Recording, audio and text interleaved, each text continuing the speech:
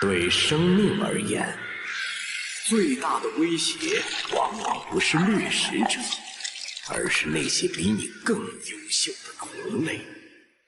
而人类也是如此。学习、工作、爱情，我们无时无刻不在和其他人竞争。那个实习生，他昨天又通宵加班了。他现在去老板办公室，不会是已经把项目完成了吧？哎呀，怎么办？他又来了，他又来了！刘总，稳住，稳住啊！不过是实习生而已，咱不怕他。实习生？那是来公司不到半年就踢掉3个主管、1个部门经理的怪物，能力、效率、人情世故都经营得密不透风，想为难他的家伙都迅速被踩分在地，表现甚至引起了董事会的特别注意，说不定哪天都要爬到我头上来了。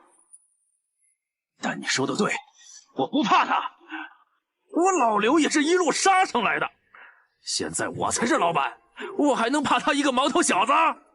就是。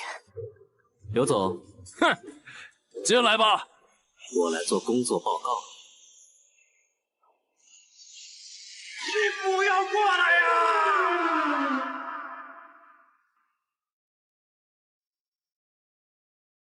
没想到老刘这么快就软了，那这家公司就开始变得有点无趣了。要不要换一家呢？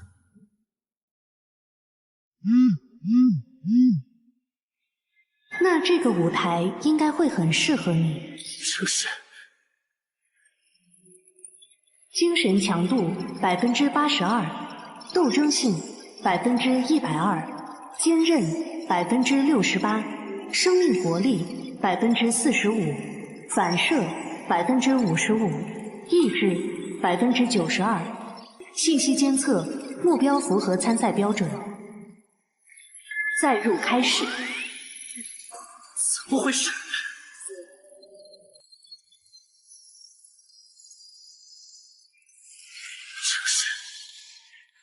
欢迎各位玩家加入这场死亡游戏。在这款游戏之中，玩家们需要投身无尽的小世界副本，执行任务。根据不同的任务要求，进行合作、竞争、对抗，甚至互相猎杀。神域账号极其稀有，会不定期在全世界随机抽取少量符合标准的玩家加入，而你们就是这一期接受考核的新人。竟然有味道，全方位的真实感官，就算是最先进的全息潜入游戏都远做不到这个效果。这技术可不像是在开玩笑啊！这是什么地方？喂，快放我出去啊！其他人也是被突然强拉进来的，这游戏的做法还真是霸道。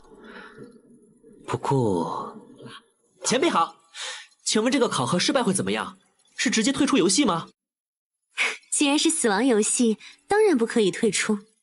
在你们加入游戏的瞬间，原本世界的一切就和你们再无瓜葛了。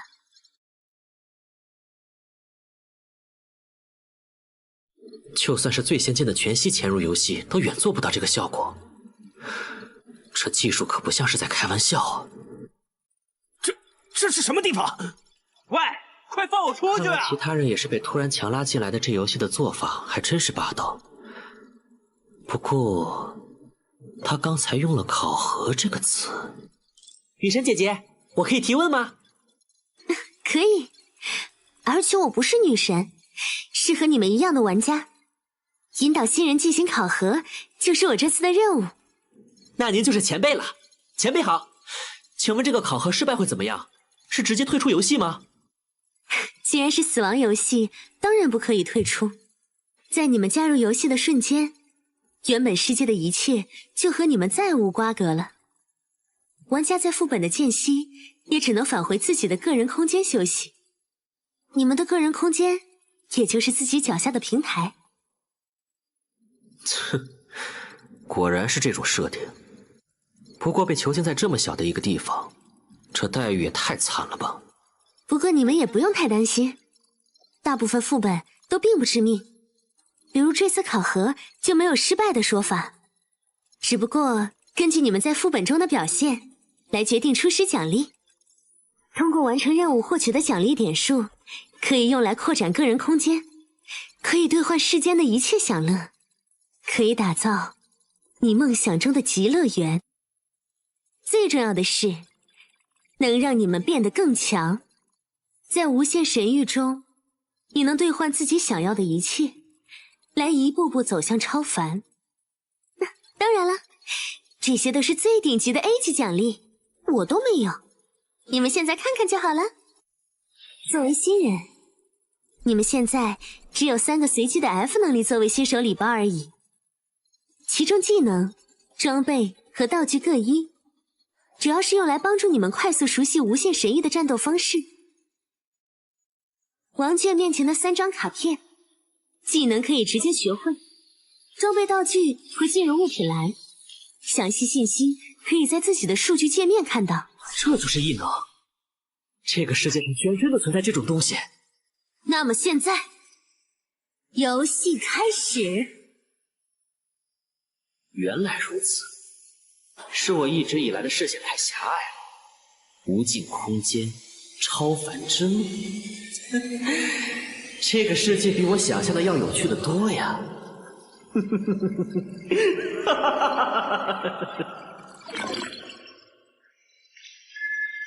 测试玩家 F233号，您已掉线。我这是回到现实了？说好了不能退出的死亡游戏呢？这玩意儿还能掉线的？难道我能把神域中的能力带回现实？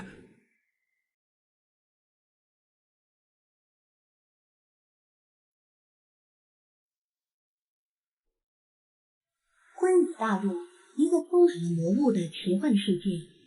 你们是一群前来讨伐地军营地的新人冒险者，但被封闭退路的你们很快就明白了谁才是猎物。地军的搜捕队正在一步步压缩着你们逃亡的空间，将你们驱赶向地军营地的巢穴。新手考核副本：地军封锁，主线任务：讨伐地军营地。任务奖励：根据任务完成度可获得10到300的奖励点数。任务时限1小时。场地效果：注意跑毒。地军搜捕队会以稳定的速度向前推进战线，系统地图上会显示搜捕队位置，请玩家及时规避。增益状态：英勇青铜5。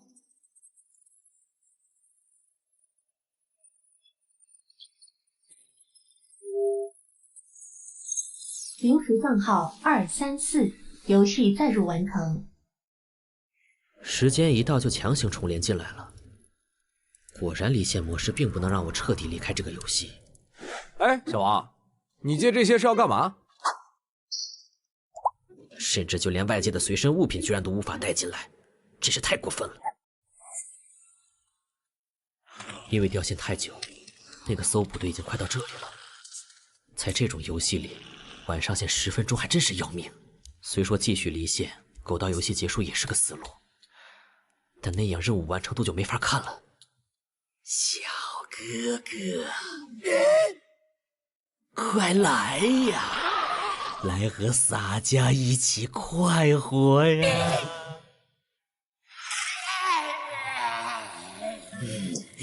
果然，既然是新手任务，就不会太难。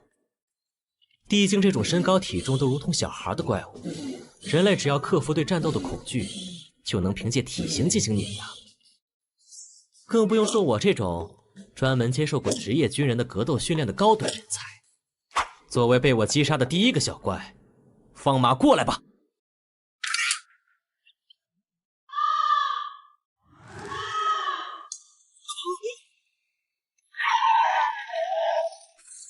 走！这他妈是什么世界观的地精啊！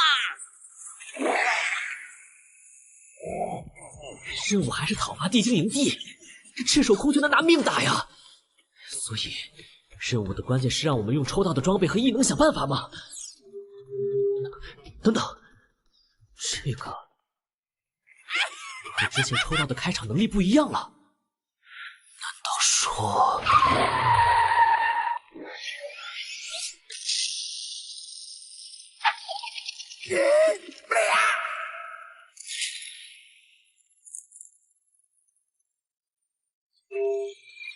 临时账号235，游戏载入完成。大概是因为离线的账号被视为死亡淘汰，但我本人又在不停的登录，重新接受考核，相当于又加入了一个新人。这种 bug 估计只能在新手副本出现，错过了就再没这种好事了。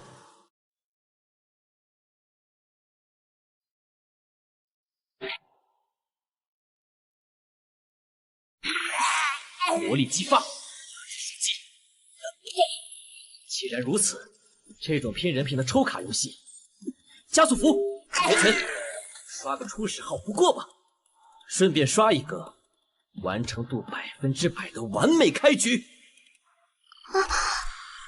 怎么样？现在能走了吗？谢谢，已经完全恢复了。这个绷带是你的道具吧？可你自己的伤怎么办？我们已经没有恢复道具了。无所谓，反正那个女人不是说了吗？一个能复活的狗屁游戏而已，死了算球，老子不在乎。问题是，谁敢去试？谁敢去死一次试试？是不是真的可以在个人空间复活？有人去试了呀，一个人平地摔掉下悬崖，一个人在出生点躲到被毒圈吞掉。可惜他们都没法告诉我们自己目前的状态如何。何等愚蠢！明明是5人的新手副本，结果开场一死一送。突然被拉到这种游戏里，无法接受也是正常的吧。如果不是你们找到我，我可能也在原地发呆等死了。现在怎么办？打怪可以加任务进度是没错，但越往里面怪越扎堆，再打下去可能真的要死人了。问题的关键不在这里，是这个任务本身。说是讨伐，但不管是开场背景还是毒圈机制，整个感觉都更像是让我们求生，太违和了。啊？有吗？难道说找地方躲着熬过时限才是正解？该死，该死，该死！情报缺失，没有头绪。说到底，我们真的有必要为了那什么莫名其妙的任务去拼命吗？想想真他妈蠢。那你们说，我们真的再也回不去了吗？小心！来不及了！这是那个在出生点躲着找不到的玩家，他居然还活着！这样比直往最深处冲，难道他发现了这个副本的正确解法了？不纠结生死，不瞻前顾后，既然身已在此，便是一往无前。这个男人的战斗意志是何等的炙热！原来他之前是故意让自己深入毒圈，收集情报，如此才能做出最正确的判断。这是怎样的胆魄与谋略？刚刚我看到他好像是临时账号1985王娟。清灵之血、风行卷轴和速度激发的组合果然强大，就是身体有点吃不消。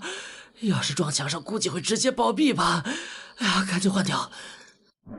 刚刚路上看到的是其他的玩家，游戏都快结束了，还在原地发呆，看样子不是什么有威胁的竞争对手。可以无视了。账号刷新1000多次以后，抽到的奖励基本就都是重复的了。看来 F 级的卡池深度也就只有这么多了。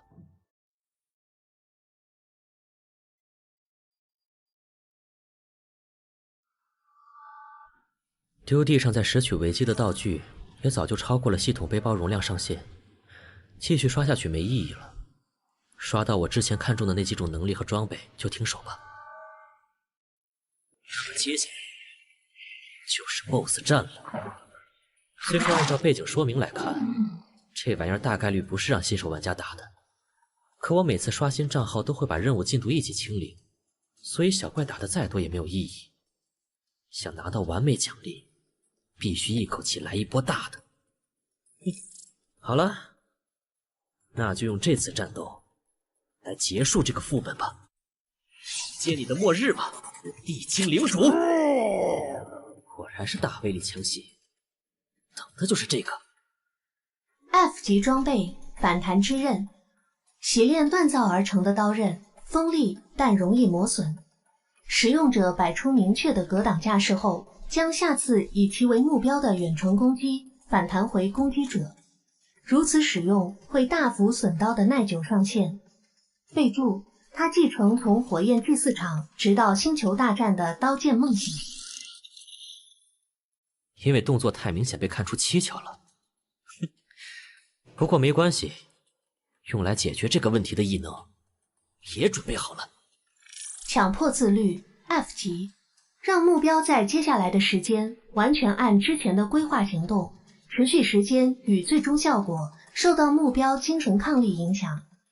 备注：你永远不知道一个自律的人有多可怕。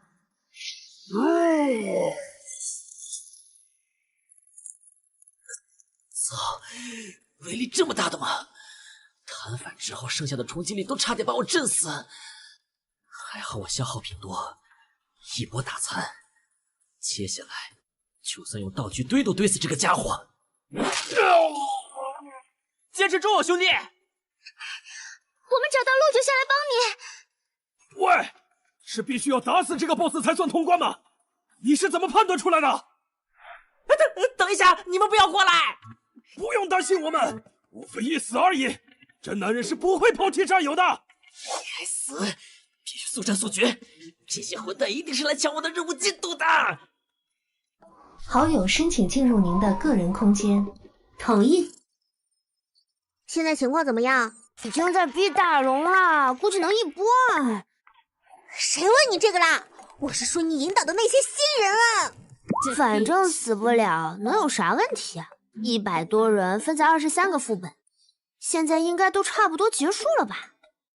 唉，没人接的引导任务你抢着做，就算是为了奖励加5%的引导者称号，也没必要自己付费给每个新人买复活权限吧？做到这种程度，你说你图啥？突然被拉进游戏，能迅速适应的人毕竟是少数，大多数人还没弄清楚状况就死了，又没点数买复活，所以新人考核副本其实是死亡率最高的。大家都这么过来的，能帮一把就帮一把呗。反正没强化过的新人，复活费用10点一次而已，就算他们每个人都死一次，加起来也就1000多点而已嘛。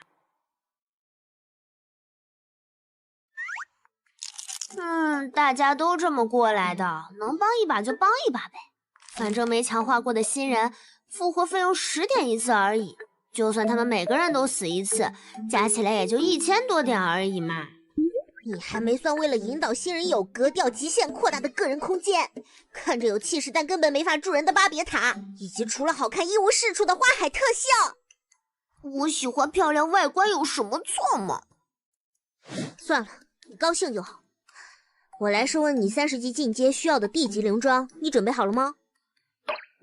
没问题，我围了3万多点，肯定能拿下。剩余奖励点数2333。我的点数呢？我辛辛苦苦囤的那么多点数呢？新手任务复活开销28000点，你这次究竟引导了多少新人？而且还把复活都用掉了。我一定是在做梦，没事，死了就没事了。不要跳啊，你这样是摔不死的。任务完成，考核任务地精杀手，主线任务讨伐地精营地完成度100%，获得隐藏点数10。隐藏任务讨伐地精领主完成，获得奖励点数15，获得神谕礼盒乘1。果然杀 BOSS 是有额外奖励的，还好我维基的道具多，瞬间爆发够高。我怎么显示任务结束了？对呀，明明时间还没到啊！果然，这个 BOSS 才是破局的关键嘛。临时账号2795考核任务通过，即将回归个人空间。不过这个所谓的个人空间，也太寒酸了吧！玩家可以扩大自己的个人空间，每平米1点，还有无数家具装饰、景色外观可供购买，为您在无尽神域提供最舒适的居家体验。哎，略过略过，我随时都能下线回家，怎么可能在这上面浪费宝贵的点数？真是全部要用来将自己变得更强啊！话说该怎么强化？商城界面在哪里啊？引导者通讯接入。恭喜你成为无尽神域的正式玩家，那么由我来完成引导者最后一个任务，为你介绍空间的强化系统。出了一点点的小问题。总之，我先给你介绍一下奖励点数怎么使用吧。奖励点数是神域中的基础货币，它可以用来打造个人空间、购买生活用品、强化已经拥有的能力和装备，在有死亡惩罚的任务中兑换复活等等。最关键的是，能让你抽取礼盒获得更多的奖励。不过礼盒等级与人物等级挂钩，作为新人，你现在只能使用 F 级礼盒商城。这是盲盒抽卡，强化居然不能自由购买，这也太坑了吧！是啊，10点兑换一个没用的道具，不如把已有的能力强化加1。不过也看运气嘛，万一抽出1级物品，就能让你舒服的度过整个新手期啦。这是盲盒抽卡，强化居然不能自由购买，这也太坑了吧！是啊，10点兑换一个没用的道具，不如把已有的能力强化加1。不过也看运气嘛，万一抽出1级物品，就能让你舒服的度过整个新手期啦。不过你刚完成新手副本，手头上的点数应该都不够10点。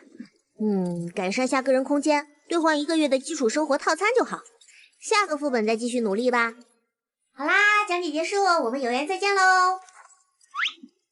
谢谢前辈讲解，前辈您辛苦了。原来大部分新人连10点都没有吗？拥有整整25点日款和一堆 F 级道具的我开局果然是完美的。预留出下载异能需要的10点，我还有15点可用。礼盒、卡池这种交智商税的地方狗都不会去。那么我现在只要考虑是强化装备还是异能呢？那个，万一呢？果然是坑啊！所以完成任务的神域礼盒也是这种坑电货，对吧？等等，这个绿光石1级装备还是3选1，发达了！特殊奖励，请选择其一获取。老将，这是早期神器，选择一定要慎重。对了，我可以不选直接退出，等下次副本通知来了，看具体情况再说。玩家王卷离线，注意，您需要在12小时内进入下一次副本。不知不觉都快中午了，不过拥有正式账号后依然能离线，这下彻底没顾虑了。老刘这是什么症状？小王啊，你刚刚是工作时间偷偷睡觉吧？刘总好，请问您找我有什么事儿吗？有事，当然有事了。这个该死的实习生，总算被我抓到破绽了。今天就让我好好教育一下，什么是人间险恶。刘总，干嘛？没看到我在忙吗？秘书姐姐，我们在忙哦。哎，可是总公司的领导突然来视察，来了好多人，已经到门口了。切，算你运气好。好不容易让我有了兴致，半途而废怎么行？服用药水后，将连续在接下来的5秒内获得异常帅气的连续突进能力，并收获长达20分钟的快乐情绪。备注：小问号，你追不上我。林少，您怎么突然想到来视察了？是董事会有什么指示吗？没，随便看看。王卷，你被开除了，怎么样？诧异吗？不甘心吗？是不是想要跪下来哭着求我呀？林少，您怎么突然想到来视察了？是董事会有什么指示吗？没，随便看看。王娟，你被开除了，怎么样？诧异吗？不甘心吗？是不是想要跪下来哭着求我呀？没错，最近几个月公司业绩突飞猛进，都是你的功劳。你有后台，是名校导师直接推荐，有能力，表现出色，引起到了总部的注意。但那又如何？我告诉你，我刘某能摸爬滚打到如今的位置，靠的就是欺上瞒下。你的大部分业绩都被划到我的名下了。现在你被我抓到一点把柄，我就能让你合情合理的从这里消失。无论是你的导师，还是总公司那些蠢货，我都能让他们无话可说，因为在这里只有我说了算。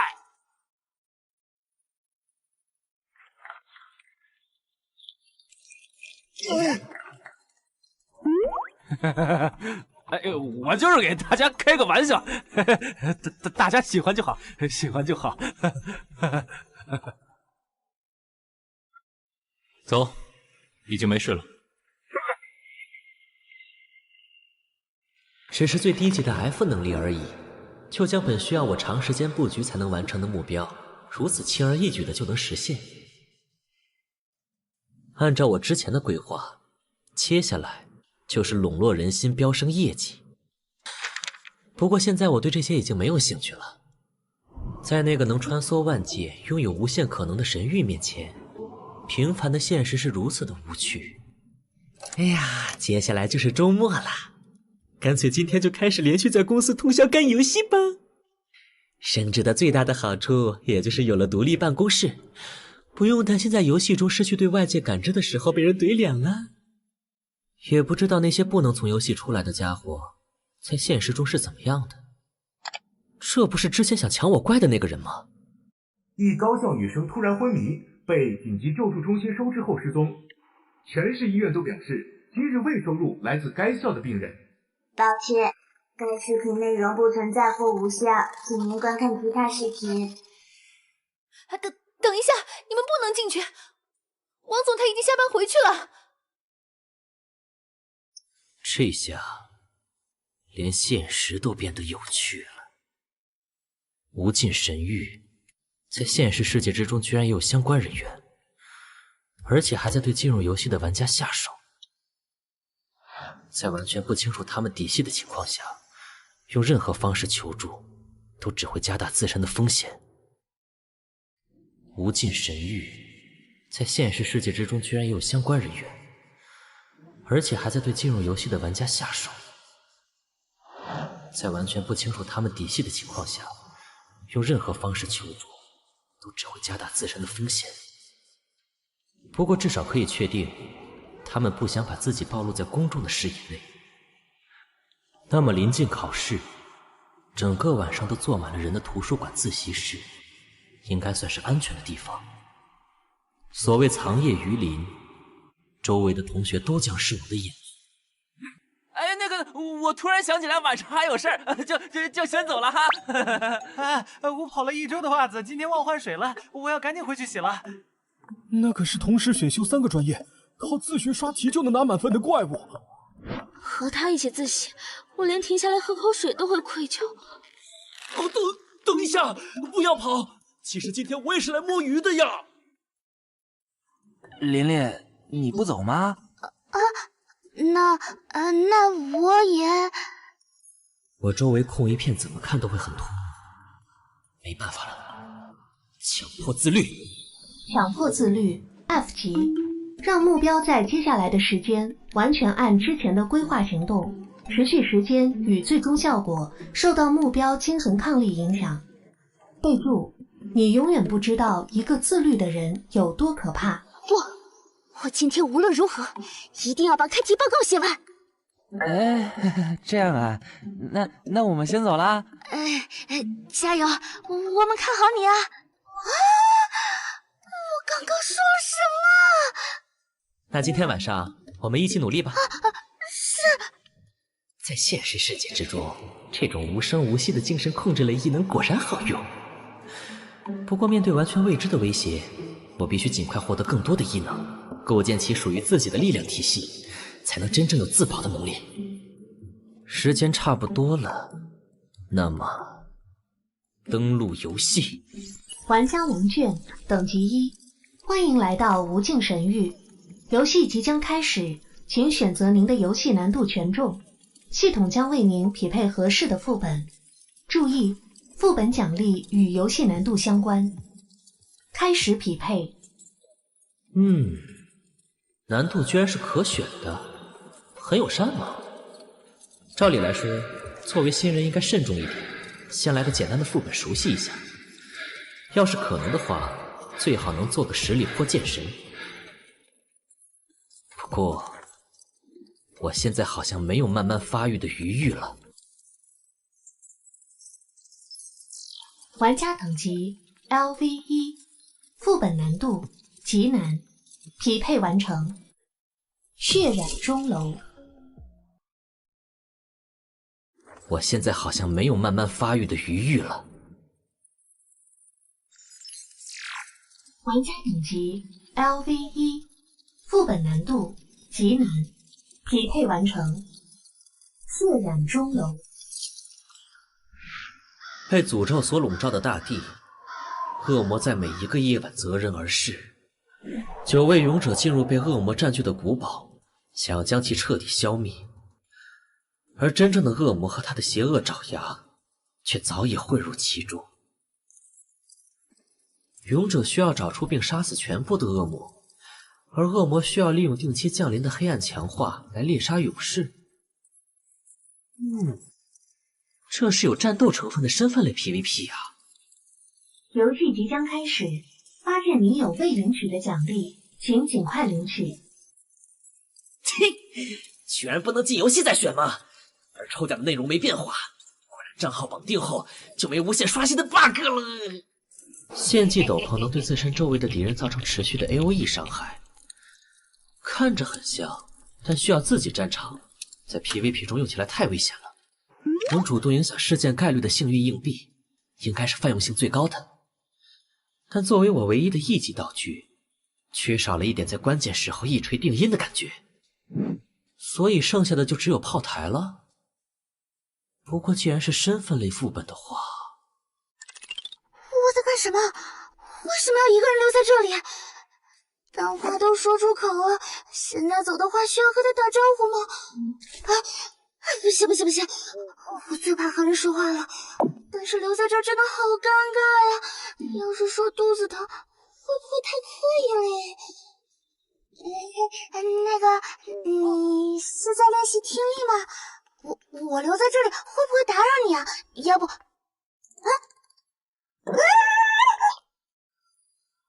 好软！这是已经进入恶灵的古堡内了。这个副本的登录地点很不错嘛。欢迎来到血染钟楼，您的身份是？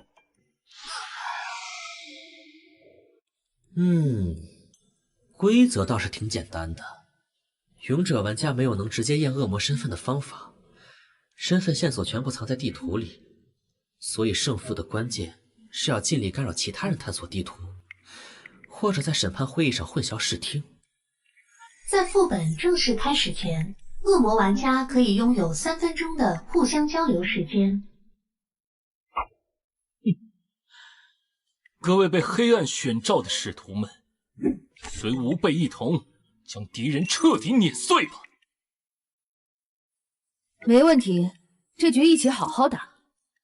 等等，怎么会有1级新人？你这是才打完新手本吧？怎么就排到 PVP 团战了？游戏副本血染钟楼。血染钟楼为阵营对抗副本，本次副本共有9名玩家参与，勇者阵营6人，恶魔阵营3人。恶魔阵营主线任务：阵营胜利，在本阵营至少有1人存活的前提下，将全部勇者淘汰出局。任务奖励：胜利阵营全体玩家都可获得50奖励点。出队惩罚：失败阵营全体玩家都将扣除50奖励点。支线任务：自身存活，奖励 F 级异能礼盒，追杀得分，追杀其他玩家可获得10奖励点。副本探索，每 20% 探索度可获得10奖励点。副本规则：血月与金钟。每次整点钟声敲响后，副本世界将进入10分钟的血月阶段。在血月阶段，勇者玩家将会被剥夺视觉与听觉及其全部相关能力。在血月阶段，恶魔玩家的战力将会获得大幅强化。每次血月结束之后，位于钟楼顶端的审判金钟将被通挠，玩家们可以在此召开金钟会议进行审判投票。任何人敲响审判金钟，都可以将在金钟会议中被投票最多的玩家直接淘汰出局。整个钟楼充满了关于魔界力量的秘密，其中包括恶魔玩家的身份线索，让恶魔玩家在副本中得到强化的道具，可以带离副本的特殊奖励，请各位玩家积极探索。规则倒是挺简单的。勇者玩家没有能直接验恶魔身份的方法，身份线索全部藏在地图里，所以胜负的关键是要尽力干扰其他人探索地图，或者在审判会议上混淆视听。在副本正式开始前，恶魔玩家可以拥有3分钟的互相交流时间。各位被黑暗选召的使徒们，随吾辈一同将敌人彻底碾碎吧！没问题，这局一起好好打。等等，怎么会有1级新人？你这是才打完新手本吧？怎么就排到 PVP 团战了？一般来说，我们匹配到的人至少是7级。不好意思啊，我直接选了最高难度，还以为是提升任务难度什么的，没想到的居然是排到高级房。你这胆子也忒大了！直接排高级本确实奖励更多，但失败惩罚也更重啊！你作为新人根本不可能承担得起。你这胆子也忒大了！直接排高级本确实奖励更多，但失败惩罚也更重啊！你作为新人根本不可能承担得起。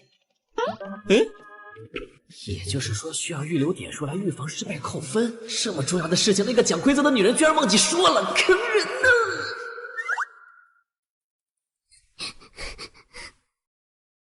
算你小子运气好，这局姐姐带你飞好了。不是我吹，10级玩家在这个分段就是绝对的大佬。也好，那就赐予你与吾辈一同胜利的荣耀吧。那就拜托2位大佬了，我一定努力不拖你们后腿。态度不错，一看你小子就是能当高手的人。时间紧迫，我们先共享下自己这边能看到的情报。吾所在之地充满了禁忌的藏书，军队吾等无用，吾稍后会全部回去，避免落入他人手中。地面敲击声空洞，因位于此楼高层。我在刑讯室，大门现在打不开，窗户外面可以看到远处的岩石墙壁和回廊。这个钟楼内部应该是中空的结构。我这边是在卧室，通往室内的门和对外的窗户都无法打开，玻璃窗户也敲不碎。不知道等副本正式开始会怎么样。对外的窗户应该不会变，钟楼外的世界和这次副本没有关系，但门肯定会开，系统不会让我们开场就暴露，所以其他玩家肯定也和我们一样会出现在不同的单独房间。吾之会同预测，吾等很快就会与其他人会合，系统不会让吾有充裕的时间独行于黑暗，不然等待吾等敌人的将是一边倒的屠杀。要开始了，新人自保就行，我们俩设法在金钟附近会合，2人一起先探一下地图。这局带新人，我们打稳一点。慎重行事，正合吾意。明白，我会努力的。高端局果然不一样，这2个家伙理智、高效、目的明确，而且非常谨慎，感觉很靠谱哦。沟通时间一结束，门就开了，也就是说，其他玩家也进场了。外面的走廊就是之前徐姐看到的。一级，果然和他们推测的一样，其他玩家从房间里出来就能看到。我这个新手只要小心隐藏好自己就行了。反正看两位大佬理智慎重的样子，这局能躺赢了。四柱光临，太慢了，快去帮忙！开场杀人的肯定是恶魔。坚持住，我们来了！地狱的黑夜将荡平世间的一切。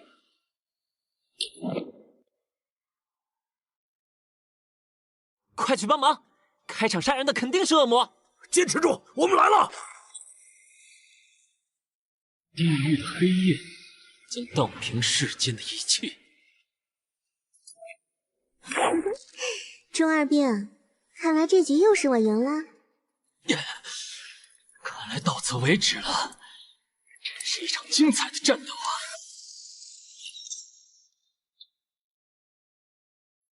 多谢啦，差点又被他用自爆换掉了。不客气，不过我也只来得及救下一个，下面我就没办法了。爽，我尽力了。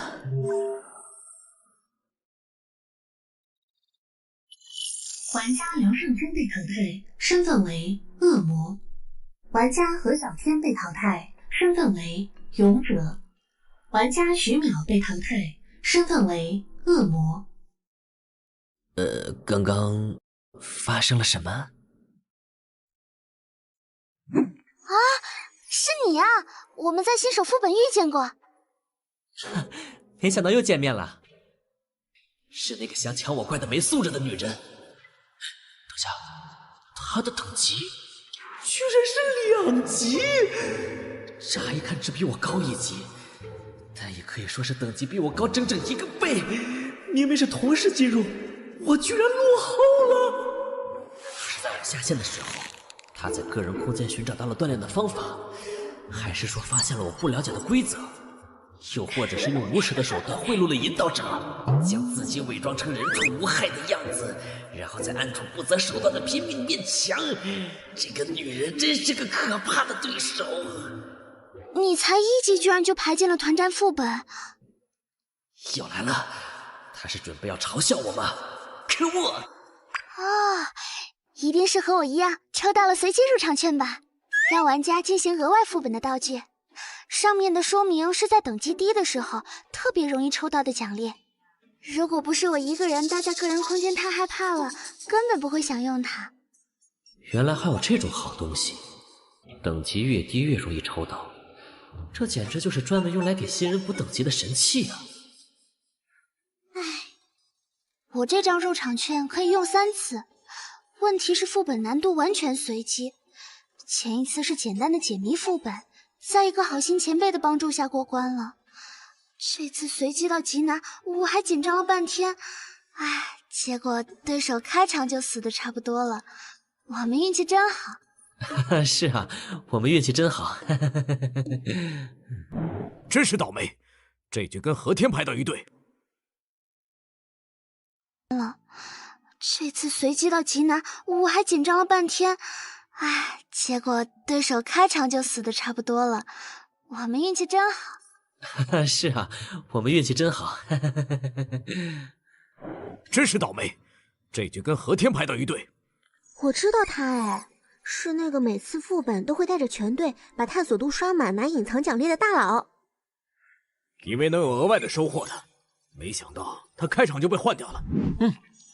我之前跟他合作过一次，他的那探索者称号拥有能指出剧情关键点的场景能力。放在这种身份类团战里，基本就是指出恶魔玩家的身份了。所以苗姐才在发现他的瞬间就不顾一切的出手了。原来是这样啊！那个脑残中二也是发现对方支援来的太快，才强行出手，用火焰隔断通道的。啊，被苗姐晋升了，确实没办法。还有那个中二病的自爆也好吓人啊！我的能力全开了，还差点被换掉。为了救你，我连全场景一次的大招都用了。幸好已经解决了。原来如此。和普通的身份类游戏相比，神域中更要重点考虑每个人不同的异能。这么说起来，那两个家伙也算是尽力了。为了不辜负他的牺牲，接下来就看我个屁呀！能开打的开上都输了，留我一个1级新手有什么用？恶魔能力：血液强化，激死，未激活，在血液中可属性获得150%的强化。那我唯一的胜利的办法，就是探索地图，把恶魔玩家的各种场景强化发挥到极致，以及让他们自相残杀。请问各位大佬，接下来该做什么？有什么是我们能帮忙的吗？那个，我们才进入神域，不知道该做什么。哦，我都忘记了，这次还有2个新人哎。不用，接下来就是正常的探索地图找线索，你们等金钟会议就行。好的，刚才看了高等级的战斗，我们还担心自己没有战斗力，拖了大家的后腿，还好各位打赢了。对呀，这次有2个没战力的新人，既然摆明要开打，那为什么3个恶魔不一起出手？以徐淼的实力，3打4也能拼个5-5开啊！所以那2个人拼命也要帮忙隐藏身份的人，实力一定很强吧？强到就算只剩下他一个人，也能在血月中杀光全场。有道理啊！所以最后一个恶魔是你吧？你是狙击类强化，黑暗中绝对能1枪1个。明明刚才唯一没有出手攻击的托尼，才是最可疑的。我要是恶魔，我救什么人啊？所以最后的恶魔就是最厉害的那个人吗？究竟是谁啊？所以最后一个恶魔是你吧？你是狙击类强化，黑暗中绝对能1枪1个。明明刚才唯一没有出手攻击的托尼，才是最可疑的。我要是恶魔，我救什么人啊？所以最后的恶魔就是最厉害的那个人吗？究竟是谁啊？成了。这种情况最怕的就是一起合作找现实，把互相怀疑挑到明面上，我的机会就能大上不少。真是一群废物！我可以认为你这是直接亮恶魔身份了吗？3对1，看来这局可以直接结束了。老子要是恶魔方，直接和徐淼一起动手，就能杀光你们这些废物。哼，几个脑残在这里被一个弱鸡新人带节奏，明显最后一个恶魔就是这个1级的垃圾，自己没战斗力才没办法动手。你们但凡脑子没被拿去涮锅，都能想到。王娟，你没死吧？我准备了医疗类道具。谢谢，我这里也有，等下还你。这位大佬，如果我是恶魔，那这样做也没意义呀。毕竟，就算最后投票到只剩2个人，我也……闭嘴！在这里，弱鸡没资格说话。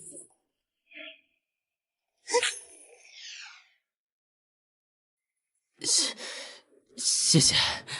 该死，这种力量上的压制，实力不够根本就没操控的空间。不过这家伙为什么不直接干掉我？他第一下攻击明明能打掉了我1大半的血，可这一次他明显是刻意控制了力量的。为什么？有点过了，大家都是从新人过来的，没必要这样。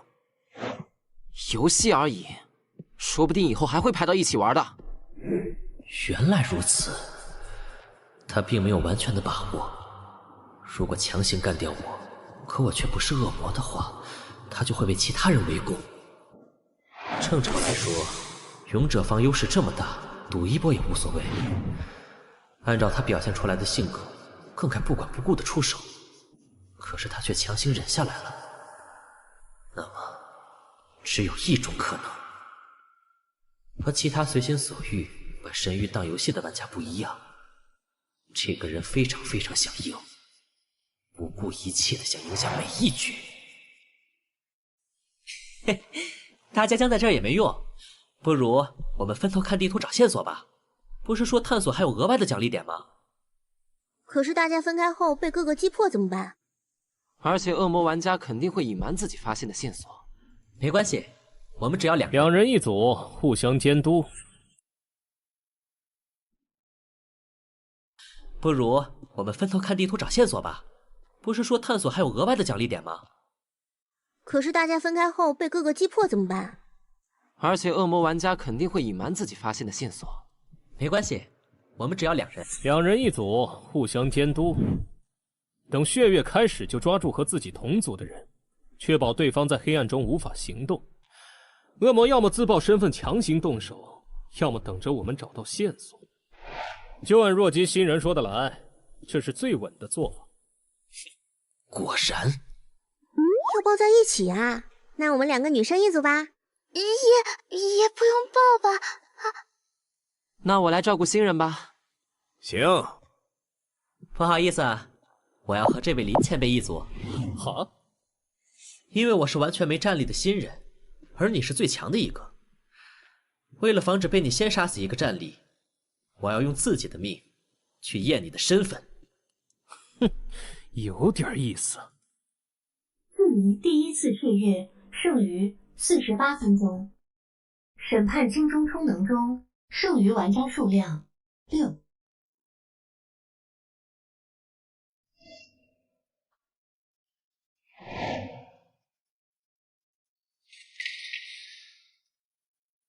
这是被那个中二病烧掉的吧？好可惜啊！图书馆这种地方，怎么想都会有很多线索。那个前辈啊，规则说让我们找恶魔身份的线索，那会是什么？直接给我们人名吗？姐姐，你看上去年龄比我大吧？直接叫我毛毛就行。其实我也才经历了10几个副本而已。不用这么紧张，刚进入无尽神域确实会不习惯，但时间长了你就会发现，不过是个特别厉害的全息游戏而已。反正也出不去，玩就好啦。至于线索，应该不会那么直接。按我的经验，多半是啥靠近恶魔会有反应的道具之类。所以要找的是道具吗？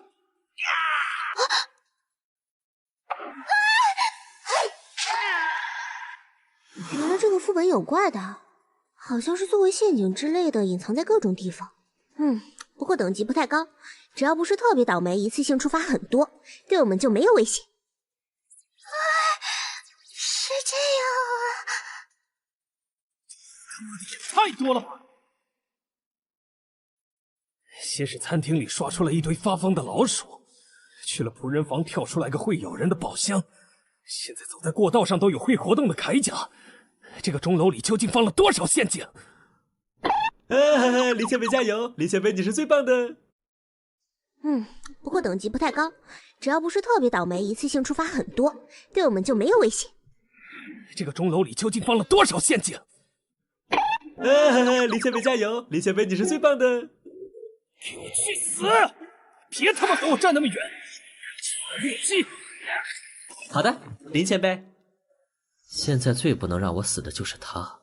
要是我在探索中不小心挂了，他肯定洗不清了。我说，你不会是在不停的故意触发陷阱吧？怎么可能？就算我想触发，也不知道陷阱在哪儿吧？都是巧合，就是不知道为什么我现在运气特别差而已。很好，趁着有这个能用到死的保镖在，我顶着底 buff 给关键道具充能也安心了。反正我不需要战斗，刚好可以好好解密。在这个满是恶魔的钟楼里，究竟有什么可以让我获得强化呢？等等，满是恶魔的钟楼？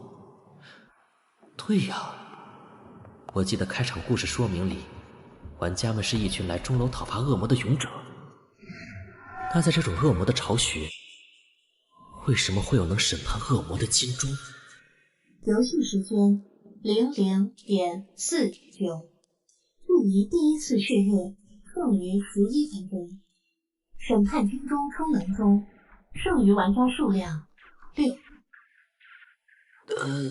这些房间一个个搜过来也太耗费时间了吧？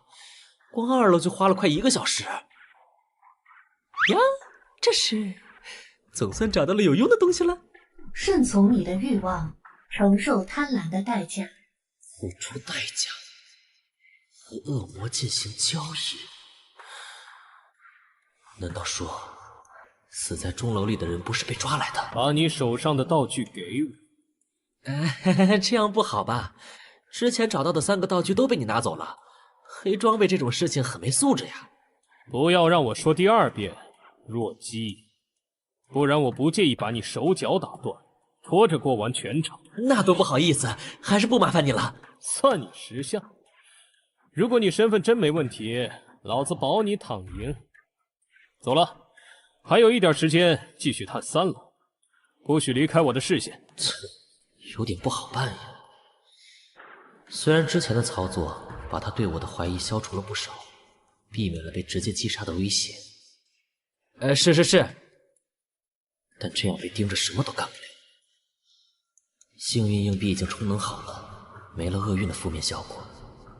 故意引怪，万一没演好，只会惹人烦。虽然之前的操作把他对我的怀疑消除了不少，避免了被直接击杀的威胁，但这样被盯着什么都干不了。那边是最开始被那2个人打坏的地方。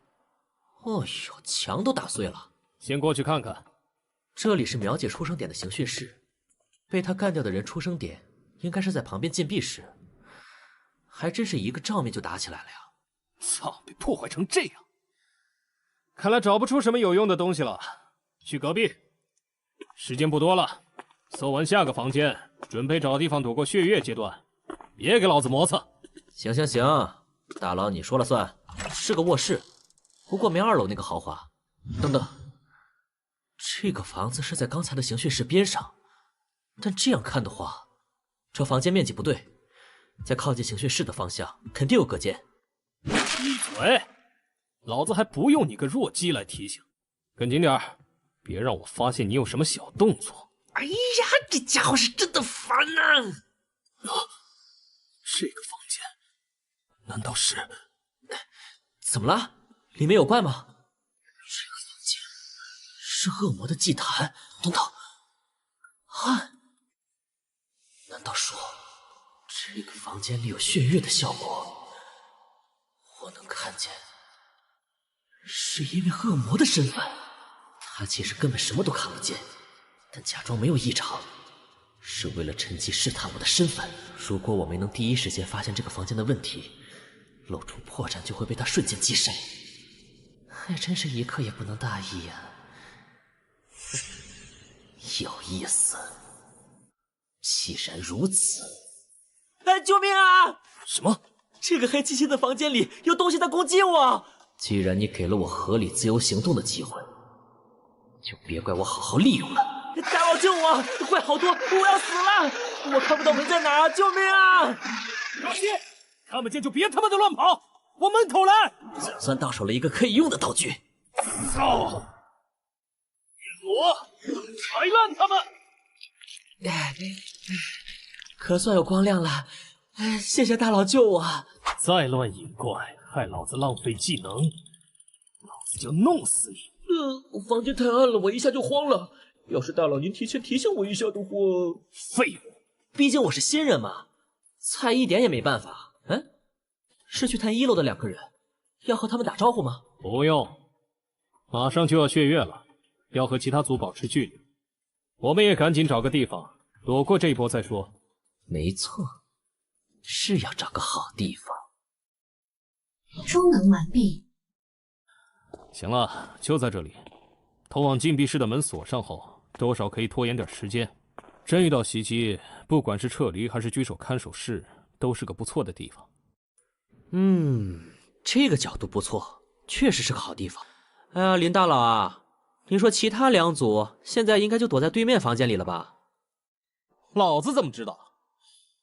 不过看他们之前的位置，如果脑子正常，应该不会快血月了还到处乱跑。确实只能判断个大致的位置，看来剩下的就只能交给运气了。那就选在这里开场吧。若姬，你他妈在外面磨磨蹭蹭的等着吃屎啊！这不是让大佬您先确定下房间安全吗？免得又和刚才的暗示一样，满地都是恶魔法阵。你为什么能看到？刚才触发的陷阱是法阵。猜的！操，这他妈的反应也太快了！强迫自律。强迫自律 F 级，让目标在接下来的时间完全按之前的规划行动，持续时间与最终效果受到目标精神抗力影响。备注：你永远不知道一个自律的人有多可怕。异能延时心智 F 级异能，这种垃圾东西也敢拿出来对付我？你这种弱鸡，没有继续挣扎的意义。所以是真正的恶魔玩家在指挥你，他给了你其他好处，你能借助之前的暗示联络。说，你是谁养的狗？死！岩枪投射。在知道法师和狙击手一组后，作为刺客的妹子立刻就选择了封闭的4楼以上区域。走，我们去楼上，下面就拜托你们啦。而李耀却完全没有拒绝在有走廊容易被远距离袭击的2、3楼活动。他果然也有很强的远程攻击能力。该死！勇者陷入黑暗，恶魔知道情况，总算赶上了，全部布局完成，接下来就交给运气吧。幸运币激活外衣，装备反弹之刃。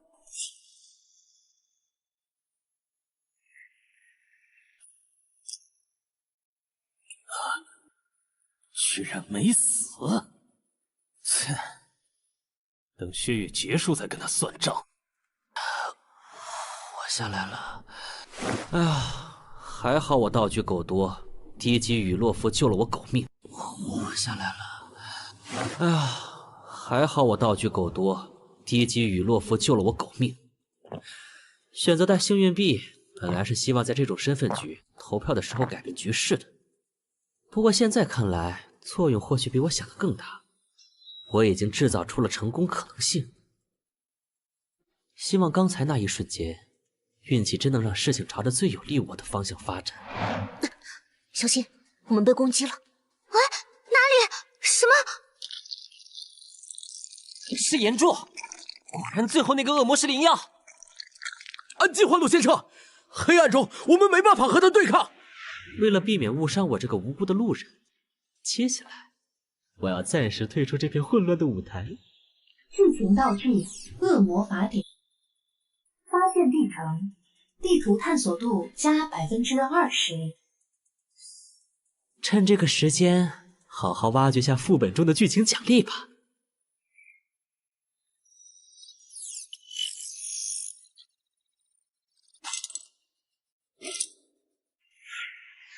哎呀，副本里的都有病吧？之前的尼克骷髅就算了，那个恶魔也来偷袭我一个手无寸铁的恶魔玩家。难道是因为就算我刻意遮挡了自己的帅脸，也掩盖不了自己温和善良的气质？这些怪也太以貌取人了吧！这脑残副本连个敌我识别都没有。要不是我仗着血月状态的力量加持，硬是把这套装饰铠甲穿过来了，光靠 F 级道具还真冲不进来。哦，血月结束，属性强化的 buff 没了。还好需要打的怪已经清完了，如果一切顺利的话，地面上现在已经打成一团了，应该不会有人想起我这个在安心挖掘剧情的无辜路人。不过，就算成功让其他玩家内服，我依然有个无法逾越的问题：实力不足。这个副本的规则是必须将勇士玩家全部淘汰。最后想要胜利，我至少需要能单挑干掉一个人。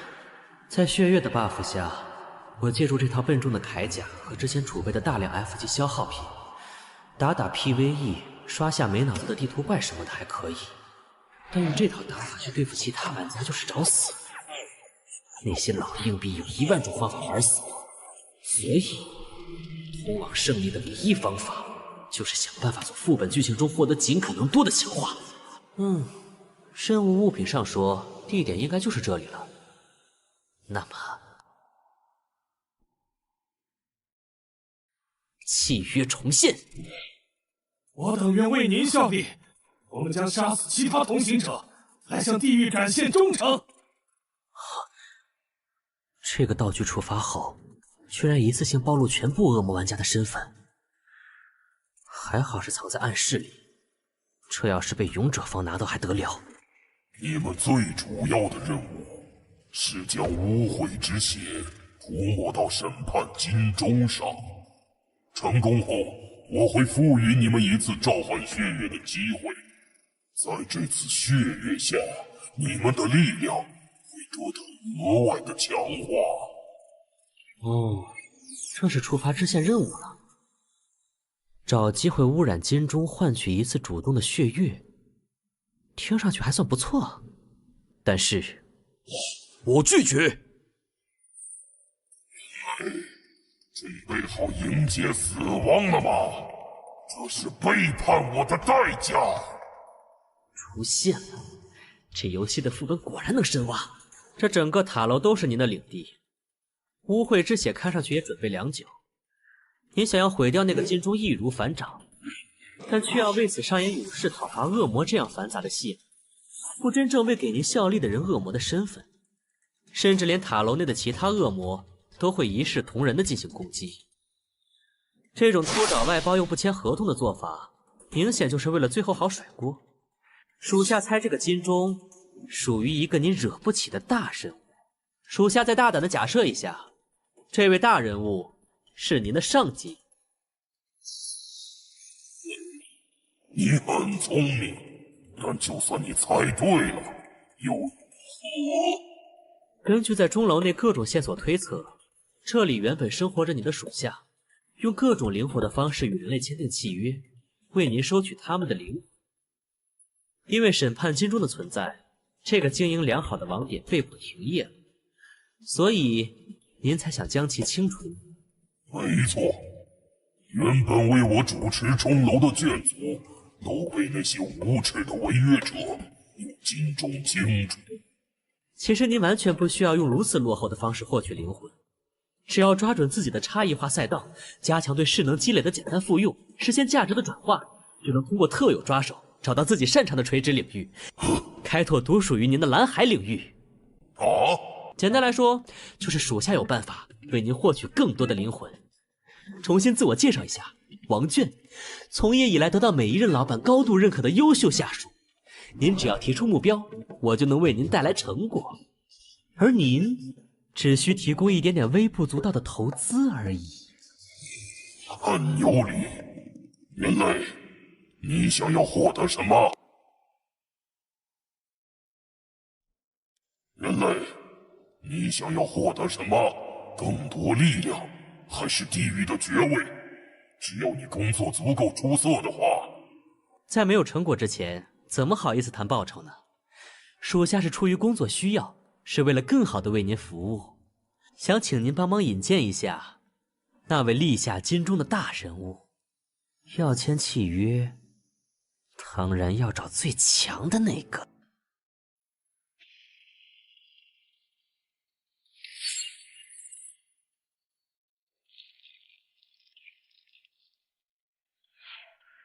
混蛋弱鸡，居然敢耍我！接下来，老子要让你好看！什么？击中目标，触发了一次性保命技能，弹道偏斜，命中手臂。看到自己的废物棋子暴露，于是亲自下场了吧？请给我去死！现在想逃？完了！别躲了，让我们结束这一局吧。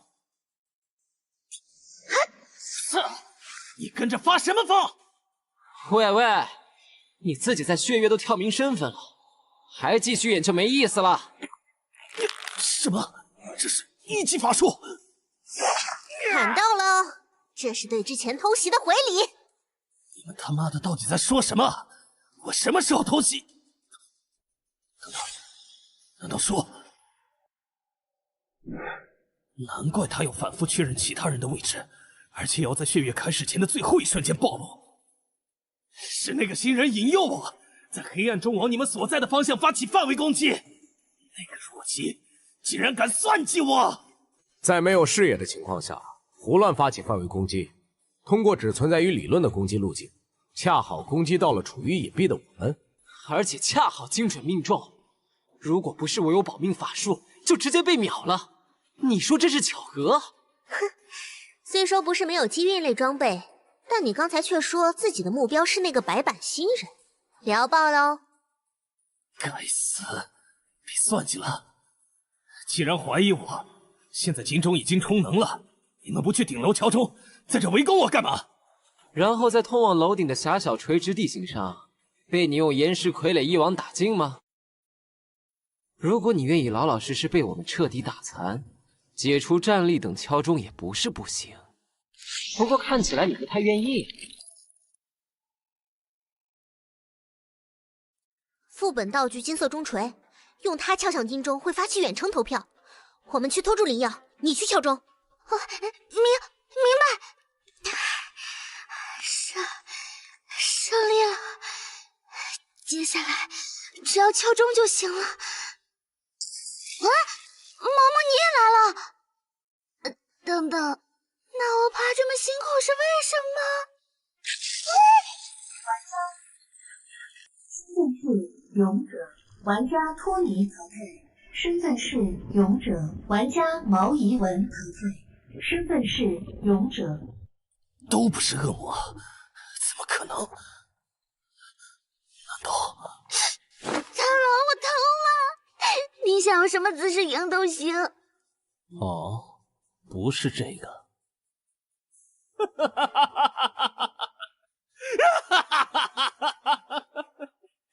原来是这样，是我小看你了，王健。3打1居然还被反杀，那3个人究竟会不会玩啊？老子可是1到10级就能成为职业者的，不要把那些连圣遗物都还没配好的废物和我相提并论。圣造物，无尽神域中玩家能获得的物品包括作为携带品的道具，可以有限携带的装备，以及能解锁超凡体系作为玩家职业根基的圣遗物。圣遗物只能在副本中获得，如果你不想和那些废物一样卡在10级，最好尽快开始收集。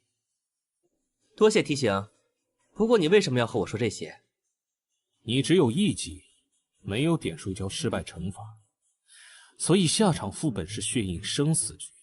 不过对你来说都是小意思，期待下次和你碰面，然后再次被我碾碎。不要说的你好像赢了一样。哼，在你能利用的棋子被我清理干净的时候，这场游戏就已经结束。就算我现在生命不足3%，也不是你能对抗的。如果我现在敲钟对你进行审判，你也会瞬间击杀雨山，来确保无法构成多数票。如果我现在敲钟对你进行审判，你也会瞬间击杀雨山，来确保无法构成多数票。没错，而且你真的要把希望赌在这个傻妞投谁呢？现在什么情况？为啥你要来了？究竟谁是恶魔？当然不会，那样的话我辛苦这么久不就白忙了？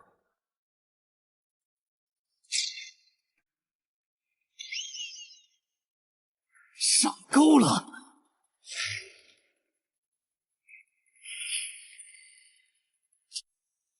血月降临。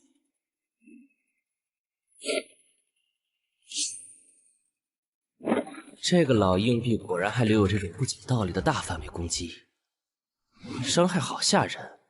还好我假装莽一波，在最后一瞬间突然开血月，把他的大招都骗出来了。刚才那应该就是他最后的底牌了。不过以他的个性，应该继续维持高强度范围攻击，彻底弄死我，而不是趁机在地上布满碎石，利用响动来探测我的位置这种小手段。就算还有后手也没关系，接下来的10分钟足够得到强化的我把它一层一层扒光了。啊！我被攻击了，这家伙下的手，什么手？不对，生命值没变化。这个血迹，还有这种清晰的疼痛感，难道是我现实中的身体受伤了？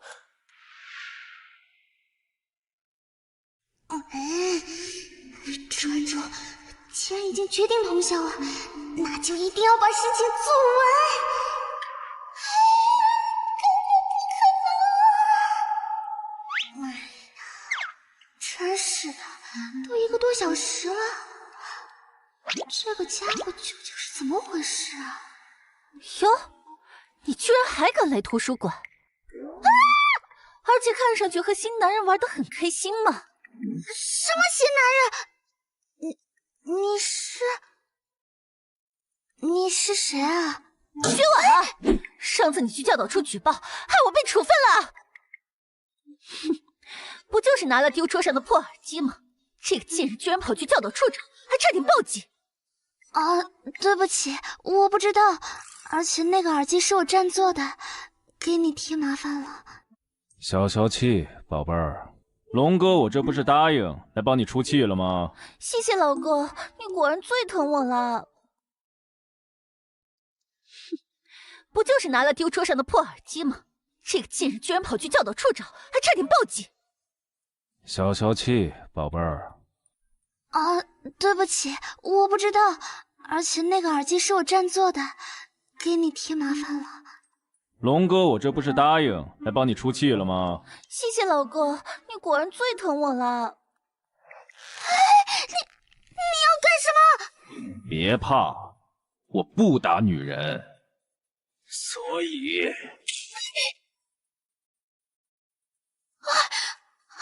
王俊，你没事吧？王俊，怎么回事？我不是陪你来讲道理的吗？怎么打起来了？喂，老公好帅！老公，快继续揍他呀！喂，兄弟，你怎么样？确认目标持续深睡中，之前的移动应该是信号错误。准备伪装介入，收容开始。救护车来了，怎么回事？有人在图书馆里打架哎，听说是争风吃醋哎。啊，你确定吗？怎么看着不太像啊？兄弟，你一定要挺住啊！救护车来得好快，他应该会没事的吧？啊，可我才刚刚挂电话呀。退后，你影响到我们收治病人了。不好意思啊，医生，您一定要救救他呀！那个救护车要人陪同的吧？我和他一起去。上车。该死！现实中是什么情况？警告：退出副本将视为任务完成失败。这种时候还管什么任务啊？当然是……不对，冷静一下。我现在在学校图书馆，正常情况下不会有什么危险，受伤顶多是发生了意外，比如摔倒什么的。最大的危险来自那群人，但看他们的样子，应该不会在图书馆这么瞩目的地方太高调。身体没有受到进一步伤害，现在强行退出，如果发现是意外，就是虚惊一场。点数被扣光，游戏里的发育被打断节奏，只会让情况变得更加危险。所以我现在要做的事情很明显，不惜代价，以最快的速度干掉他，结束这个副本。结束这个副本。尊敬的九域领主拜尔提亚，我王卷遵从契约，换取您的眷顾。契约兑现。天亮了。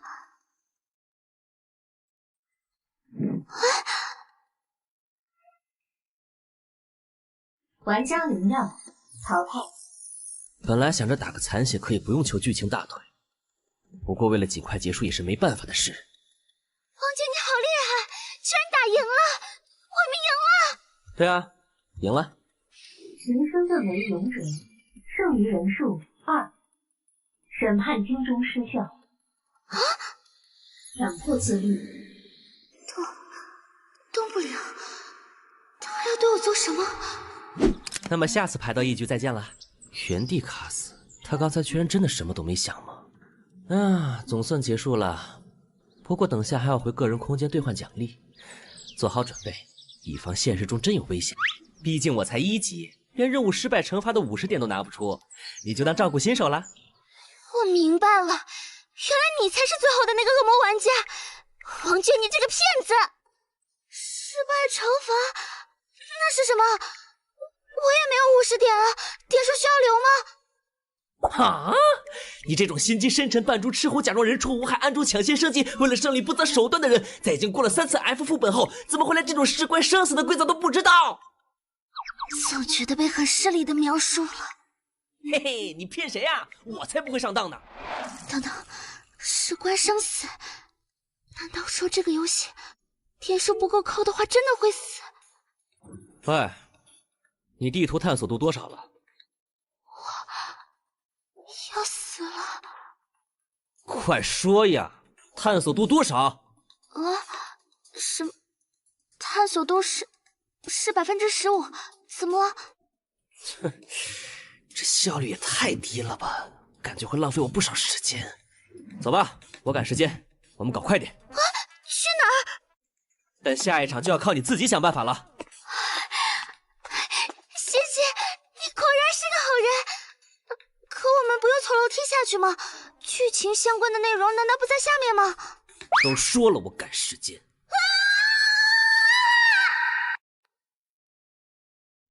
明明是自己不惜献祭亲人召唤恶魔，也要立下的契约，得到力量之后，却说是被恶魔蛊惑，大义凛然的前来讨伐。人类还是这样的不可理喻。恶魔，那要试着和我做个交易吗？哦，虽然我不认为已经是祭品的你能拿出什么。不过听听也无妨。你想要什么？复仇、力量，还是自由？我要将你们这些恶魔驱逐出这个世界。你向恶魔许愿，获得驱逐恶魔的力量，有趣。为了那样的契约，你能付出怎样的代价？把这个世界变成真正的地狱。圣徒约拿将能审判恶魔的金钟传播到世界各地，很快恶魔的势力便被清除出了这个世界，但已经全面开始的恶魔审判却早已无法停下。教会靠其巩固权势，政客用它排除异己，商人以此垄断利益。正是因为所有人都知道不再有真正的恶魔，所以一切罪恶都可以肆无忌惮地以审判恶魔之名进行。人类相互猜忌，彼此提防，战争与屠杀最终将整个世界吞没。讽刺的是，恶魔信仰反而卷土重来，甚至占据了用来审判恶魔的钟楼。但对于残存的人类来说已经无所谓了，毕竟真正的恶魔在人心之中。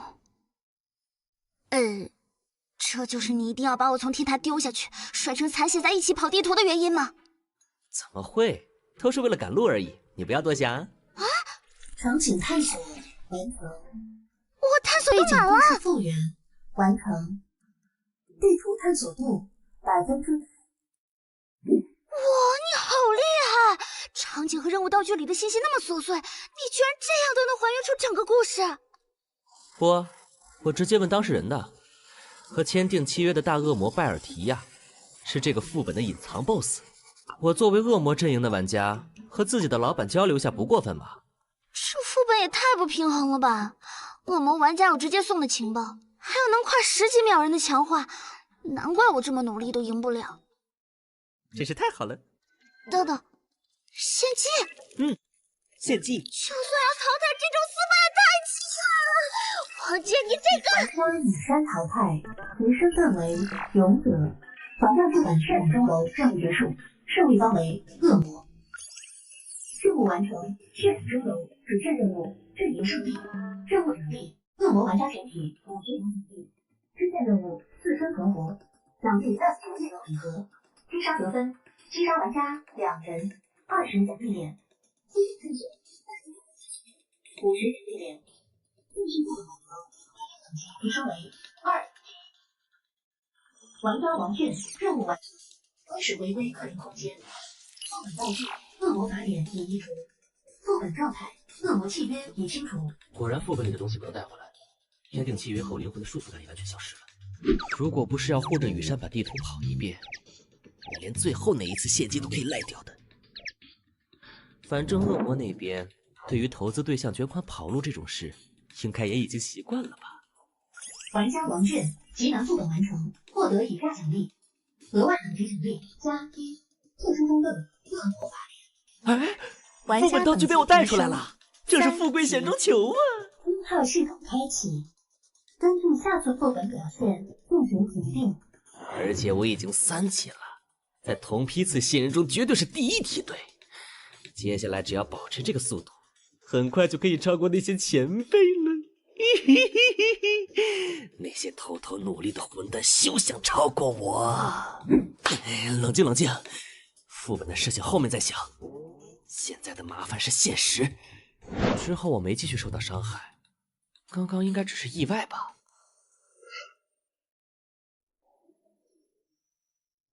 那个，你们是医生吧？他这个样子不需要处理吗？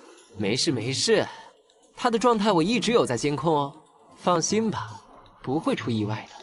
情报公开，王卷等级3，装备训练硬币1级，弹伞之刃破损 F 级，道具恶魔法典3-31级，各类新手道具42个，技能强迫自律 F 级，剩余奖励点数135点。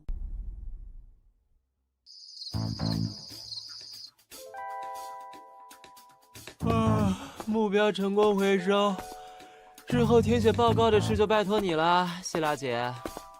太慢了，同一批次的其他样本，总部都已经派人来运走了，而且还带了个赠品回来。你是嫌后勤部门不够忙吗？没办法，目标移动了1次位置，之后所在地的安保等级有点高，事先没准备的情况下，我能不引起骚动已经很努力了。移动？什么意思？不知道，估计是被人带走了，或者是探测器故障，一开始就显示错地方了。有趣，反正下次总部回收要等1个月后，不如就趁这个时间，让我好好研究一下。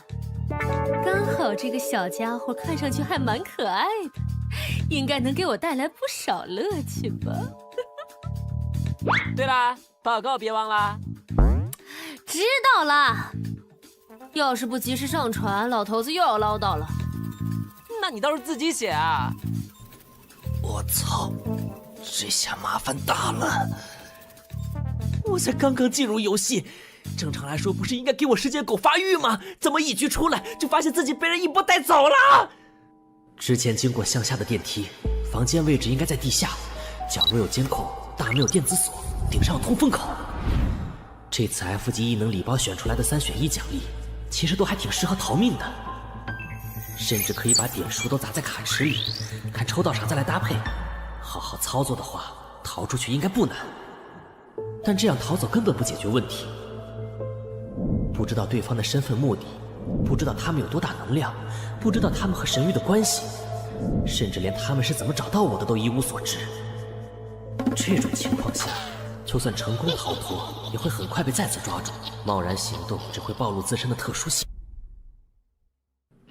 所以我现在最关键的是要在不暴露的情况下，尽可能的潜入其中，多收集情报。这就比单纯的逃走难太多了。生理数据监控，温度舒适，空气新鲜，伤口处理完毕。有点硬，但比出租屋的床板好。日常睡眠不足5小时的某选王，在躺平中得到了充分的休息。仔细想想，现在我不用担心现实中的身体情况，可以安心准备下一个副本。其实就这样躺平也挺舒服的。这是上一届排到的那2个人，原来这游戏还有好友功能啊！玩家刘胜军申请成为您的好友。对不起啊，当时情况比较突然，那个叫何小天的有很强的预知类能力，不把他解决掉，我们根本没法玩。我指望突然动手能多换掉几个，结果没成。不好意思啊，把你坑进血印了。新人，你被吾辈那受到赵暗诅咒的命运所牵连，将要面临血印的试炼。但无需惶恐，无需担忧，因为吾辈乃是无数次身负血印、无数次跨越生死之人。虽然因为神域的法则，吾辈无法亲自降临到你身边，但我意志与决心将会与你同在。这是吾辈赋予你的力量，心怀感激的收下吧。这2个家伙，看样子是一出来就发消息给我了，现在应该已经收到胜利通知了吧？不过，他发我的这个视频是什么？难道还有什么秘籍？长明镇是一个安宁祥和、很少有外人前来的矿业小镇。最近因为小镇外的矿井中挖掘出了一本古籍，这里开始出现有恶灵在夜晚游荡的怪谈，导致镇上人心惶惶。考古学者罗德教授委托了5位最专业的调查员前来镇上调查真相，平息镇上的流言。游戏副本《伪镇奇谭》，《伪镇奇谭》为组队合作寻奇物副本、养奇物副本，共有5名玩家参与，请玩家们团结合作，共同完成任务。任务范围：长明镇，玩家不得离开这一区域。任务目标：在任务实现的7天内回收1级圣遗物茯苓文书。任务奖励5，任务惩罚5。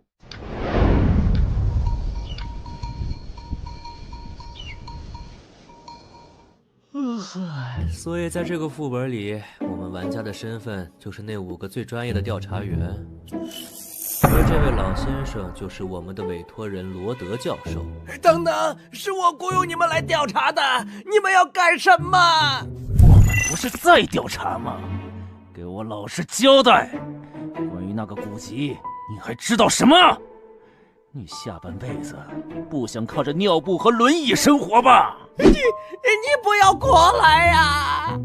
通常来说，任务委托人多少会隐瞒些信息，而且为了闹鬼的流言就花钱去请人来调查的，他肯定多少知道些什么。哦，通过刑讯逼供来彻底弄清楚甲方的想法和需求，这样才能更好的为他服务。这么好的办法要是能推广开来就好了。不过这副本为什么完成任务都没有奖励啊？因为这是需要特殊门票才能进入的奇物本，奖励就是目标本身。F 级圣酒物特灵文书。圣遗物，林耀也说过这个词儿，能用来解锁超凡体系，作为职业根基什么的。玩家10级以后就需要确定自己的职业，而圣遗物就是合成职业的材料。除此之外，圣遗物本身也有非常强大的力量。哎，连这个都不知道，你不会真的只有3级吧？我还以为你有啥能力可以隐藏等级和称号呢。萌新如假包换。不会吧，徐淼，这就是你找来的帮手？你这就是直接放弃了？我乐意，要你管。问出来了，这老头是考古队负责人，因为挖掘出的古籍被市长征收，想要取回才雇的我们这些人。也就是说，茯苓文书其实是在市长那儿。目标锁定，冲冲冲！很好，我带了开锁道具，路边调个车，我们就出发。徐淼，我们先走一步，这局承让啦！嘿嘿嘿嘿。哎，这局不是合作副本吗？副本机制是合作没错，但是作为奖励的圣遗物只有1个，大家只能各凭本事。所以这种副本大家都是尽可能的多收集入场券，就算不能组成完全的亲友团，也要多带自己人作为帮手进场。这个本总共有6张券，我弄到了3张，结果1张给了你，想让你有机会调整心态，熟悉战斗。另外1张找的帮手在最后关头把我割了。原来这种东西很宝贵吗？那当然，这可是100%出圣遗物的副本。所以你现在对于坑掉我一张票的事情，是不是很愧疚啊？原来你知道啊？开玩笑的，我消息发出去才看到的系统通知。不过既然答应了带你，我就不会反悔。你也别多想，那时候我票都给你留了，就算临时想换，也组不到合适的人。所以我们只要抢在其他人之前把任务完成就行了，对吧？好，奇物本自身的难度可不低，那3个人也都是好手，你想试试？被人找来帮忙，不全力以赴怎么行？而且来都来了。既然如此，我们也快走吧。等他们闲起来，警察封路就不好办了。我们这个等级面对大量枪械还是够呛。闹起来，封路，等等，设定上官方是我们的友军吧？你刚刚进入没多久，心态还没有调整过来。时间长了你就知道，无尽神域归根到底是个游戏。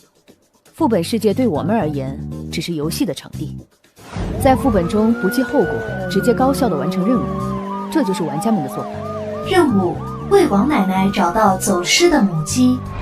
你看他们是怎么找 NPC 问情报的就懂了。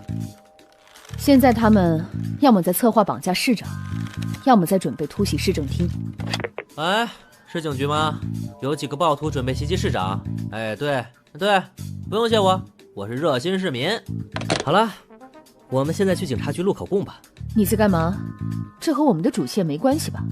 把副本内的势力调动起来，限制对方的行动，同时为自身提供便利，最大程度借助副本自身的力量，这是我的做法。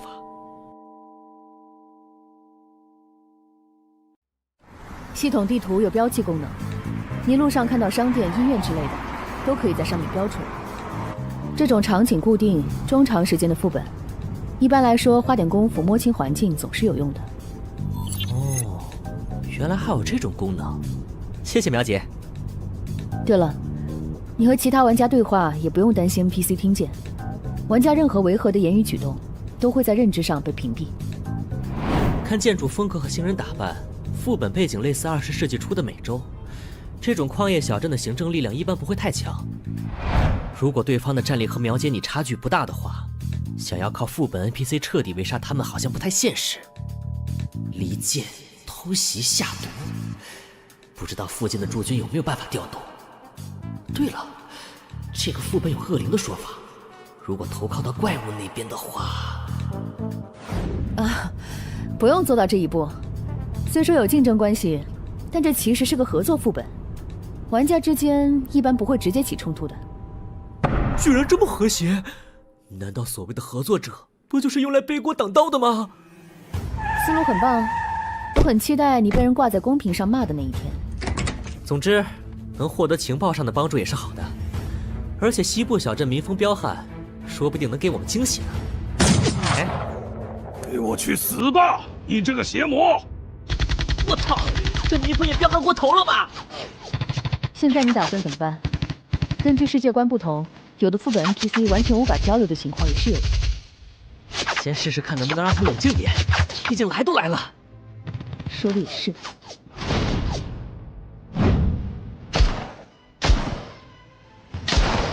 强迫自律。警长先生，我们得知有几个无法无天的暴徒潜入长宁镇。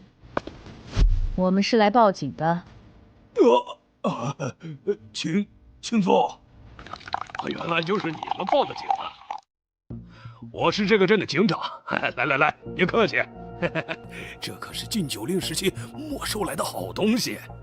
警长先生，我们是受罗德教授雇佣的探员，前来调查本镇出土的古籍与相关的恶灵的传说。对，是我雇的人。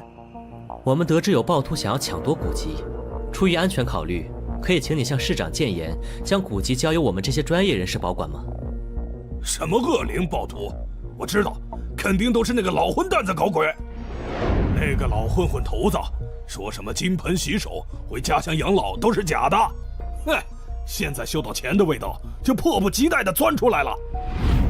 派人偷走了属于镇上的古籍，还想用这些下三滥的手段来转移我的注意。偷？书已经被偷走了？也就是说，书现在其实是在那位混混手里。对了，警长先生，最近镇上有什么凶杀案吗？没有，我年轻的时候可是镇上第1快枪，没有哪个混蛋敢来我这儿胡闹。镇上已经几10年没出过大案了。你突然问这个干什么？哎，你没收到吗？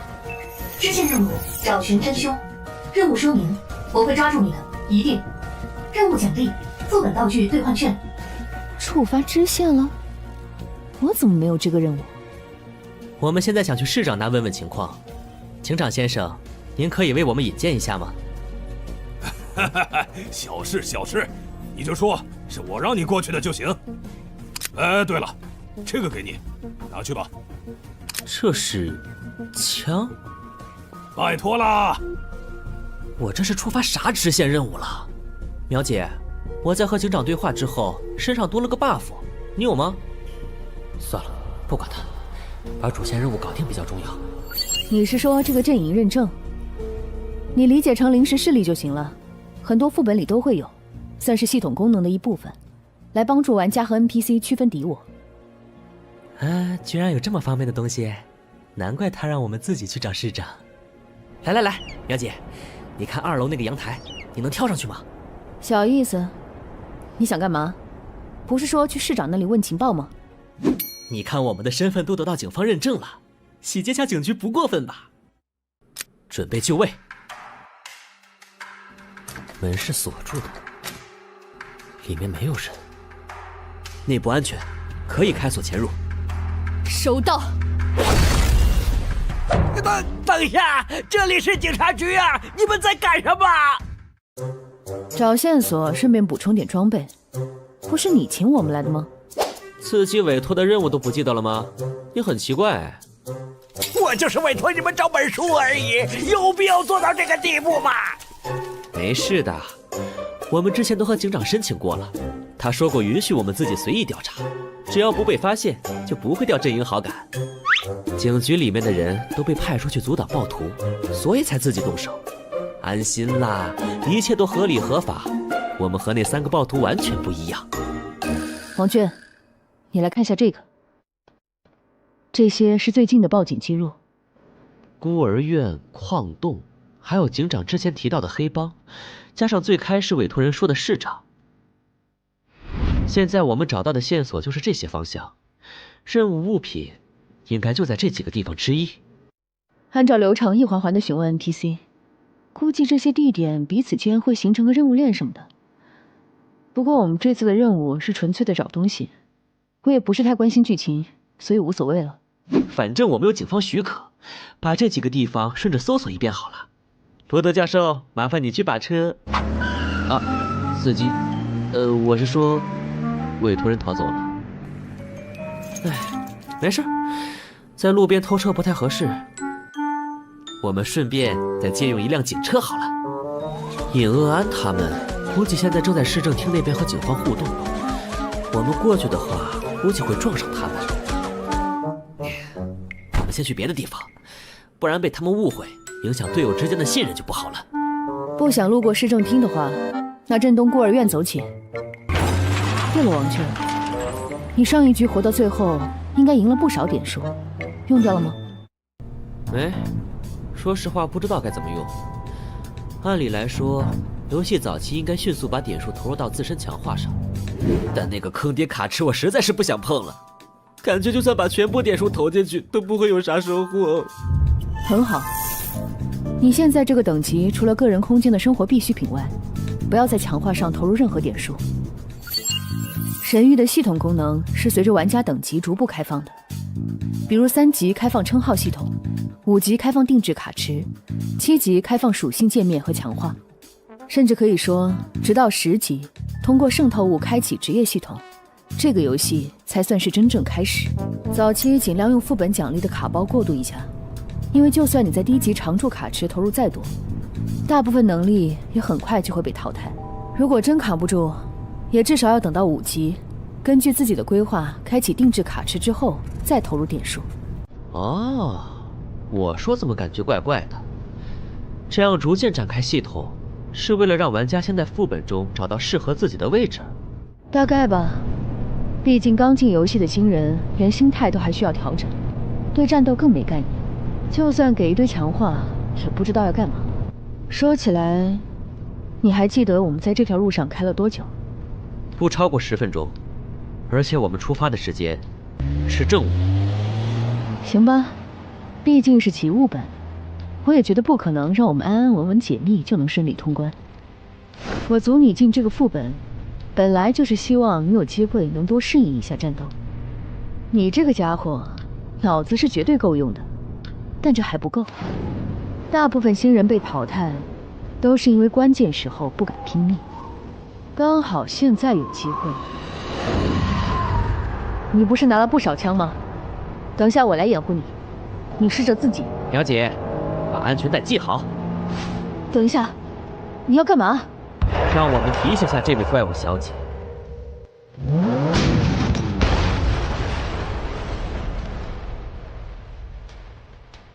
交通安全这种事情，下辈子一定要注意。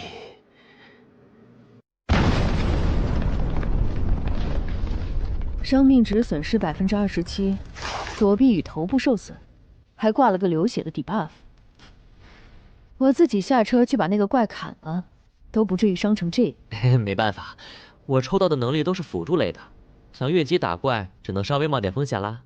我大概猜到你上一届是怎么赢的了，感觉更像是丧尸一类的怪物。不过能把车撞成这样，身体强度比一般的丧尸强太多了。表姐，他这种等级的怪物，你全力出手能对付多少个？5、6个肯定没问题。考虑到丧尸类怪物一般都没有脑子，估计再多1倍也能打。那多100倍以上。快跑！他们追过来了！外乡人，杀死他们！去死吧，邪魔！这个数量是怎么回事？如果是普通丧尸也就算了，这些家伙能跑能跳，力气大的吓人，甚至还能说话。放在低级本都能当小 boss 的家伙，一口气放出这么多来，这副本难度绝对超标了。不行，我的实弹也没有用。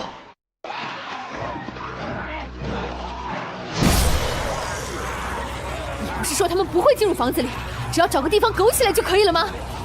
在我们进入前，室内确实都是安全的，这些怪物宁可绕路也不会进去。滚出我们的家园，入侵者！可只要我们一进屋子，保护就消失了，甚至连屋主都会变成怪物加入追杀。他们一直在骂骂咧咧着入侵者什么的，会不会是我们开门的方式不对？如果是里面的人主动邀请我们进入，是不是就安全了？啊！这城市里已经全是怪物了，你指望这些怪物给你开门？其实吧，好像也不只有怪物。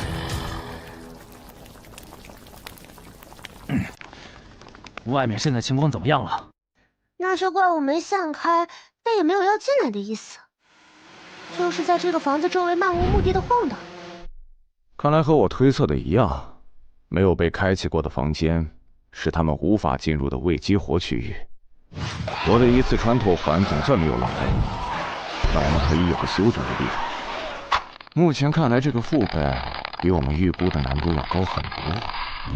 白天的时候，小镇中有大规模的警力在巡逻，不光火力强，而且反应速度奇快。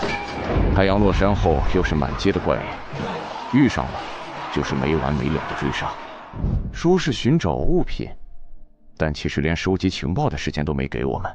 从头到尾每个环节都是高烈度的战斗，总觉得哪里不太对。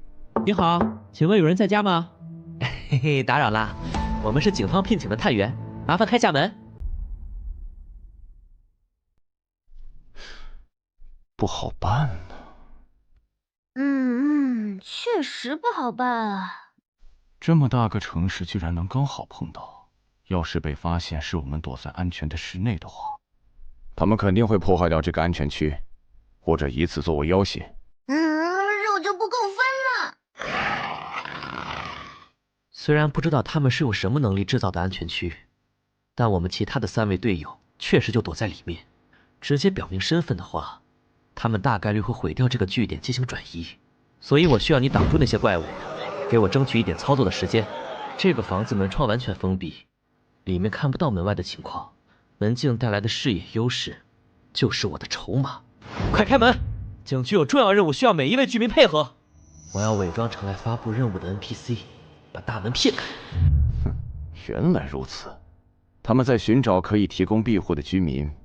如果不是提前布置了无人机，就真被他们得手了。哼，可惜啦。既然你们无法探知里面的情况，就别怪我靠情报差进行碾压了。我只要假装成 NPC， 下边点对话就能把他们轰走。哈！谁会在杀戮之夜给你们开门呐？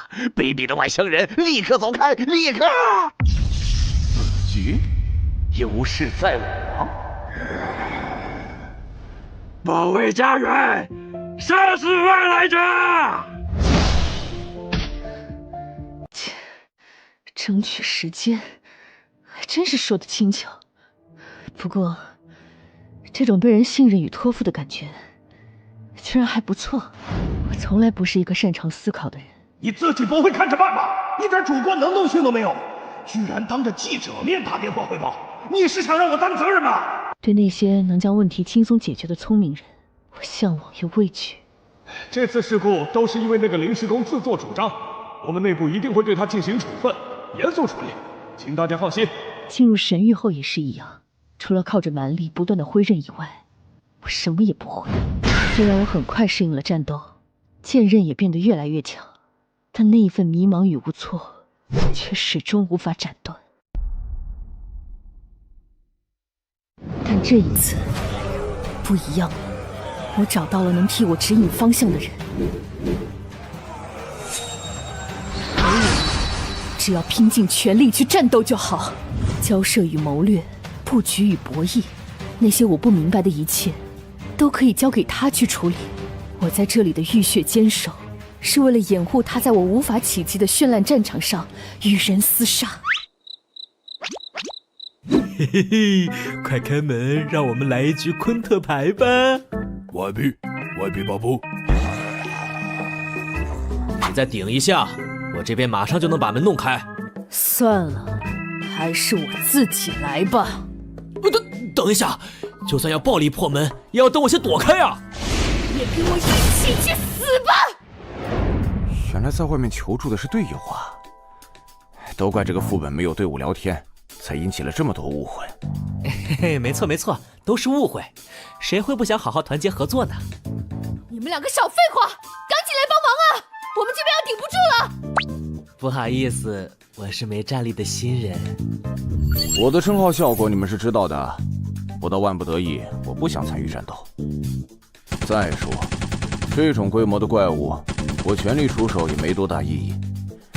这已经超过我们这些无知者的战力上限了。全队战力都无法对抗，那已经可以排除坚守拖延时间的选项了。而你们是用特殊道具取巧才获得的安全区，显然也不是通用解，所以副本解法只可能是完成某种触发条件了。没错，应该是需要我们完成特定事件，或者到达特定地点才能结束这些怪物的攻击。原来如此，徐淼是找了个新人当谋士来补全自己的短板吗？别听他那些花里胡哨的，我都快被他坑死了。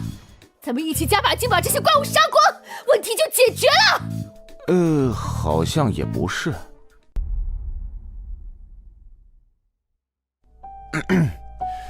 总之，我们交换下情报吧。现在看来，这个副本的任务虽然是寻找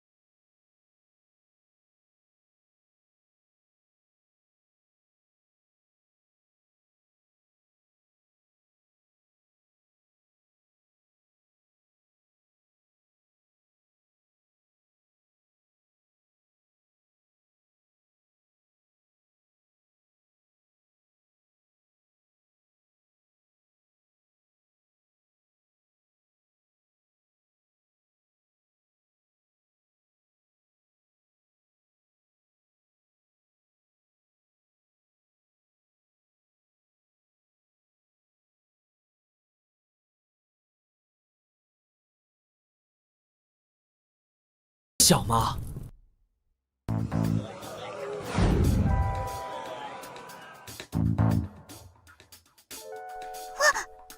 我又听到外面有奇怪的声音，是不是那个恶灵来了？好可怕！我们回去睡觉吧。要不今天晚上就不要偷偷去河边抓鱼了吧？不要乱说话！老师好不容易才和警察那边说清楚，这些流言传出去，以后会影响你们被领养的。可是我真的……我们说好了的，晚上去抓鱼找兔子，白天就少吃点，不然食物不够，老师又要去挨家挨户的求人了。再说了，这世界上怎么会有恶灵这种东西嘛？后面恶灵出现了！小朋友，我们能好好聊聊吗？吵吵闹闹的，小家伙们是不是又不乖乖睡觉了？不要怕，来和大哥哥好好聊一下嘛。你去那边找找。那些家伙果然没有跟进来。哎呀，总算有好好搜索的时间了。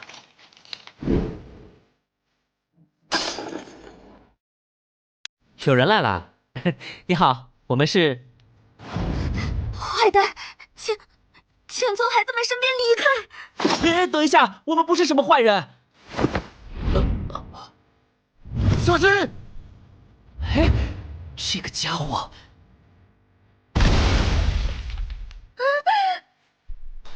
别怕，已经没事了。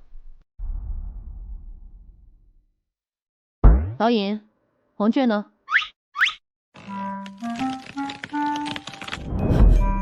王雀，你还活着吗？还行。我说你这运气也太差了，刚刚我们冲过来的路上，怪物就盯着你打，现在连家具都开始攻击你了。意外，都是意外。这不是趁着身边人多给幸运币出下能，运气类的装备真是太难用了。去吧，注意安全。没想到原来老爷你是这么喜欢小孩子的类型哦。啊？你在说什么？这个任务你们都没有吗？个人任务？这么说起来的话，我之前在警局也收到过一个类似的。啊？我在镇长办公室收到过，原来你们没有吗？为了甩掉警车，把车撞进路边公寓的时候，我也收到过。当时情况太紧急，就忘记了。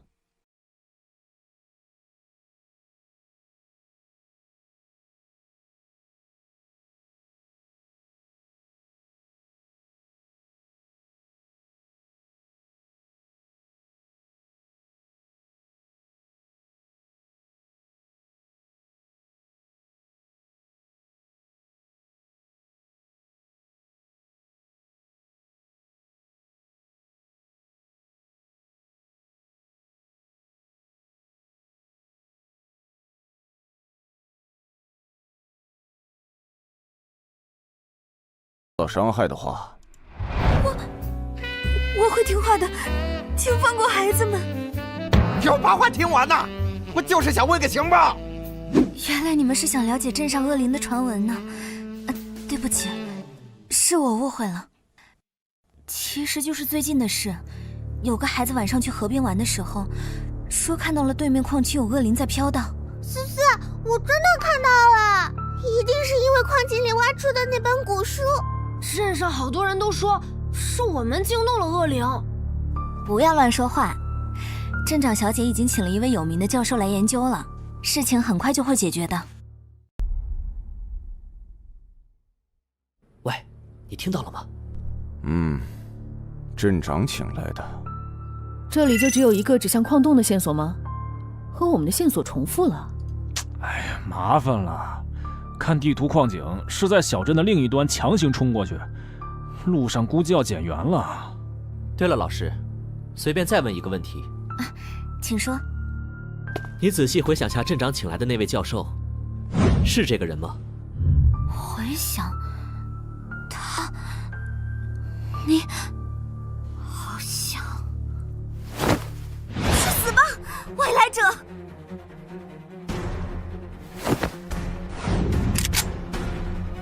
那么罗德教授，能请你解释一下吗？为什么镇上的每一个人在看到你的第一时间都会想要攻击你呢？我怎么会知道？而且你们是我雇的人，只要找到我要的东西就行了，别的不用管。对哦，你是雇主，嘿嘿，放心放心，我这个人最有契约精神了。我都忘记了。我还在想为啥一直要带着他，还好没丢。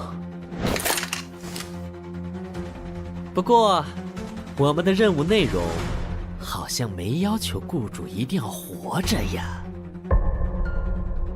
我收到长宁镇的镇长来信，说小镇上挖掘出了一本奇怪的古籍，在出土的矿洞引发了奇怪的现象，影响到了工人的工作，希望我来将其回收。结果，在我无意念出上面的文字时，意外发生了，黑色的光芒席卷了整个小镇。之后，小镇上的人就都变成了这个样子了。杀掉外来者！大坏蛋！我来帮你吧。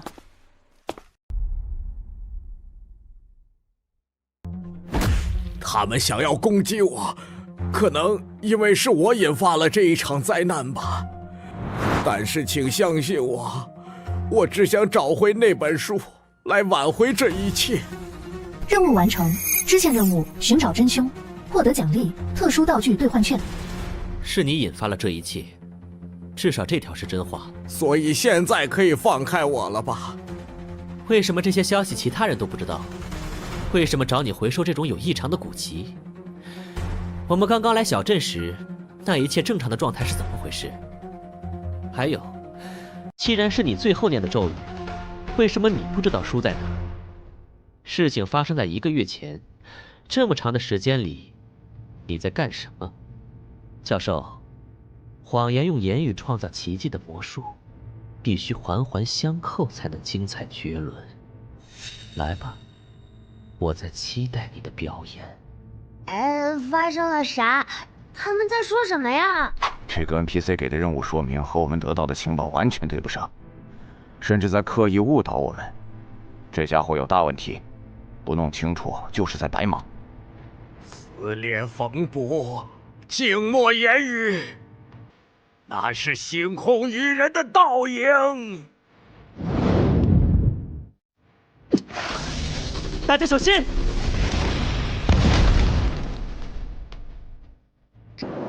什么鬼？突然就开怪了！仪式都已经快完成了，你们只要按照我的要求安安稳稳的逛上3天就好了。结果你们袭击市政厅，洗劫警局，偷车撞楼，强闯民宅，把整个小镇的心灵环境弄得乱七八糟，居然还问我为什么会变成这样。我弄懂了，原来书一直在他身上，他的目的只是带着我们在城里跑上3天，好拖延时间。哦，难怪我感觉这个副本的任务线好乱呐，感觉就是在不停的跑路。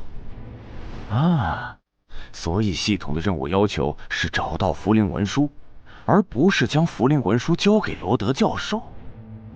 哼，既然你的诡计已经被我看破了，其实和你没什么关系。那这局游戏就可以到此为止了。嘿嘿，哒哒哒，战斗结束。玩家骆小南生命值归0，淘汰出局。小南，你干嘛要挡我的技能啊？我大招 CD 很长啊！星爵，你就是个……好友骆小南向您申请开启语音交流。拒绝。刚才在攻击命中的瞬间，教授和骆小南突然换了位置，应该是他手上那个圣遗物附带的法术效果，防止被围攻吗？感觉挺好用的。喂，光头，你一个人搞不定吧？都离远点！这次我一个人来打。管你是什么法术，只要快到让你放不出来就完事儿了。什么？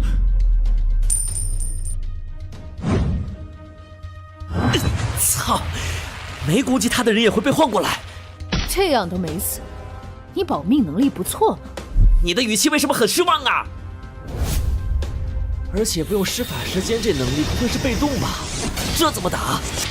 小鬼们，都给我进去！看来这局没法挂机了。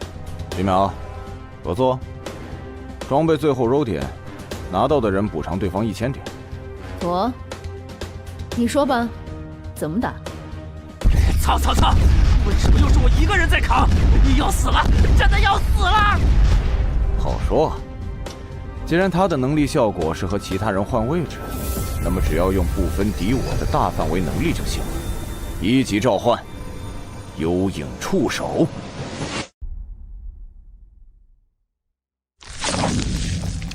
现在你无路可逃了，无论你和谁换位置，我都会第一时间加强那里的触手绞杀。当然，直接对我这个施法者发起攻击是个好办法，是要先过我这关才行。绞杀是一种非常特殊的持续攻击，不用担心你突然换位导致杀死队友，所以将军了。不对，快停下 ！BOSS 都打完了，你在说啥？搞定，该分装备啦。玩家徐淼生命值归0，淘汰出局。情报公开。怎么可能？徐淼死了，被我一下秒杀了，爽！看来我输出其实还是很高的，这个等下一定要发公告炫耀下。小心！时间到了。现在怎么打？我扛不了几下了。不好办呐，以徐淼的体质，就算吃满我的全力绞杀都不会死，更不用说在最后关头换位过去，那一下连他的血皮都打不掉。所以 BOSS 的能力根本不是位移，不弄清楚的话根本没法打。所以，先想办法拉开距离再说。哼，这个我熟，崩彻麦溜。走得掉吗？我操！居然还有场地封锁！又被耗死在这里了。这局没了。这个副本难度究竟是什么鬼？不许动，罗德教授。王俊，原来你还活着啊！你是指望手上的那把枪吗？放弃吧，我已经试过了，副本道具也对他没额外效果。哼，不一样，这次我已经抓住他。该死！真的停下了？为什么？你们两个还记得我们分开的时间和之后的行程吗？我们在路边弄了一辆车去市政厅，因为距离太远，开了整整一上午，中午才赶到。可我和徐淼在你们之后出发，只用了不到1小时，就到达了市政厅旁边的警局。什么？在我们和警方进行友好合作的时候，一不留神让我们的雇主罗德教授溜走了。随后你们在路边偶遇罗德教授，然后才成功到达了市政厅。然后我们在中午离开警局前往孤儿院，可还没有到达就发现时间已经到黄昏了。直到和你们会合才发现近在咫尺的孤儿院。与此同时，你们经过了整整1下午的战斗、搜索，并且对小镇多处进行了深入调查。时间错位了，并不是副本调查时间过短，而是只有和他在一起的时候，我们才真正能有效的活动。没错，因为从最开始在长宁镇中活动的，就只有罗德教授一个人而已，而我们这些玩家，不过是他内心中的多重人格。所以其实刚才的战斗都是发生在他的内心啊。这种内心中的战斗，他作为主人格，可以让我们来代替他承担受到的全部伤害。所以真正能制约他的，反而是王娟这种直接想要杀死自己肉身的决心。等等，那岂不是说，我们要么被他干掉，要么同归于尽？这怎么打呀？没错，从一开始就没有希望。不要到处惹是生非，在这个虚幻的小镇中待上3天，无声无息的消亡不就好了？很可惜，这个小镇并不是虚幻的，整个长宁镇那些被你害死的无辜亡魂们来复仇了。没必要待在这种没前途的小镇。如果你真想从政，我有办法把你调入州议会。我是这里的镇长，我对镇民们承诺过会把长宁镇治理好。我哪里都不去。大家加把劲儿！全镇的人都指望着我们呢。最近又发现了新矿脉，日子马上就要好起来了。没错，我就是个老混蛋。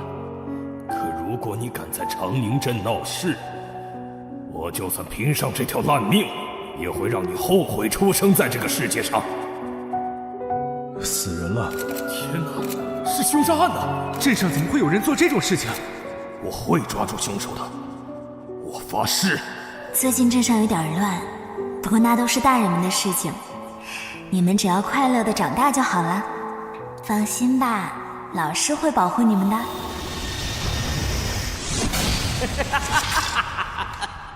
我成功了！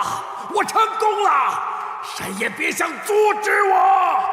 来吧，献上你们卑贱的灵魂，作为我永生的燃料吧！所以真正的故事就是，这位罗德教授利用符灵文书献祭了整个小镇的居民，将他们的灵魂从身体里抽取出来，用以发动某种法术仪式。结果大量疯狂不甘的灵魂涌入他的脑海，把他变成了疯子。你们这些燃料，就不能给我老老实实的等着消散吗？所以我们带入的角色是依然保持自我的5个灵魂。支线任务其实是帮助我们发现真相的身份提示，准确的说应该是执念。你们应该注意到了，我们接触到的人都是没有名字的，因为他们已经没有自我了。但最后那强烈的执念，把造成这一切的凶手变成了精神分裂的疯子。所以 BOSS 其实没办法直接杀死我们，他的攻击虽然打在身上很痛，但其实到最后会缩血。难怪我一丝血浪到这么久都没事。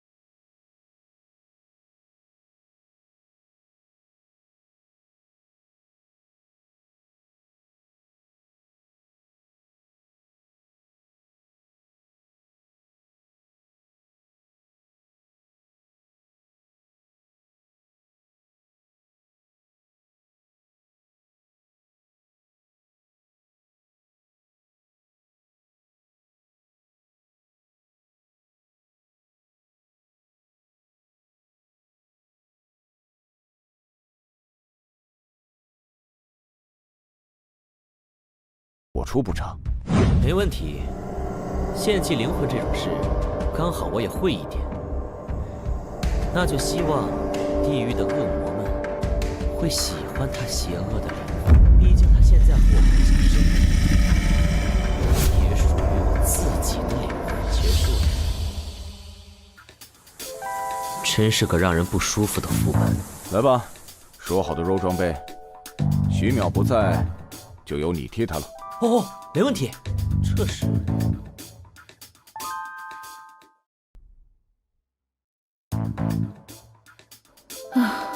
这次副本又浪费了，王卷也被干掉了。坚持了这么长时间，挺能干的。淼姐，那个圣遗物符灵文书我拿到了，该怎么给你啊？怎么样啊？死过一次之后，心态是不是改变很多？所以只要接受了游戏的设定，在神域里面生活也……啊！你说什么？拿到了？怎么办到的？厉害啊！快，帮我看一下这个圣遗物的词条是什么？啥？就是卡片说明的最下方有几个单独的符号。看到了，是心灵和知识。啊，我就猜有心灵，另外一个还指望是生命或者契约什么的，结果是知识啊。这有什么用？开启职业啊，2个1级圣遗物能合成出一份职业灵药。至于合成能否成功，以及合成的职业是什么，就要看使用圣遗物的词条了。比如我想要的职业佣兵，就是用契约和战争词条合成的，而野蛮人的原料之一，听说是生命。总之这玩意儿不适合我，你先拿着用吧，我看能不能找人卖掉，到时候分你点数。谢谢苗姐，真是帮大忙了。嗨，你自己凭本事弄到的，和我客气啥？你最后要用它合成职业的话，300点拿走就行。职业嘛，我会认真考虑的。早点决定职业方向，能少走很多弯路。你心里有数就行。哎，苗姐，你怎么了？没事，我在洗澡。如果你没有视频需求，那我就先挂了。啊，那我就不打扰了。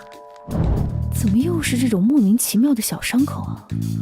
啊，又要消失了。算了，不管它，下个本好好努力，一定要刷出想要的圣遗物。奇物剧本《鬼阵奇谭》，主线任务完成，支线任务完成，获得 F 级任务物品兑换券捍卫者，副本探索度64%，获得32点奖励点数，玩家等级提升至4级。枪带出来了，原来就算没有主线任务，这个副本还是有其他奖励的呀。根据玩家之前的副本表现，玩家获得以下称号作为选择：守法市民，你热衷于与副本中的官方势力合作，是一位积极守法的好市民。副本中的官方势力将会一定程度无视你的存在，将你的绝大多数行为视为合法。备注：遵纪守法是每一个居民的义务与责任。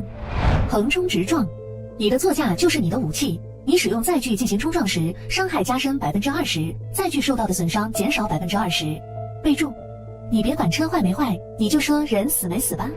要害洞悉，你会在战局外进行冷静的观察，寻找击败敌人的办法。在30秒不受打扰的观察后，你会发现目标的一处破绽。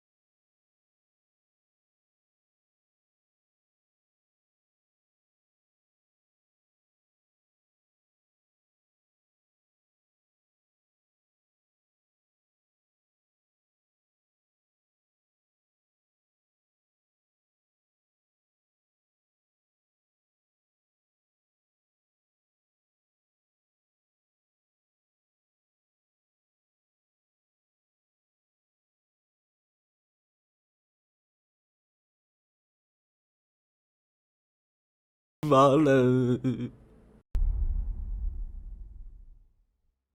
等级5，奖励点数199点，圣遗物 E 佛灵文书，装备 E 幸运硬币 F 反弹之刃（括号破损 F 捍卫者 E 恶魔法典2/3）。冷静，我现在一共有199点奖励点，以防万一需要留50点作为储备，剩下的149点全部可以投入强化之中。这次称号选择将直接决定我早期的发展方向。综合来看，要害洞悉100%的破绽打击的输出效果是最强力的。如果选择的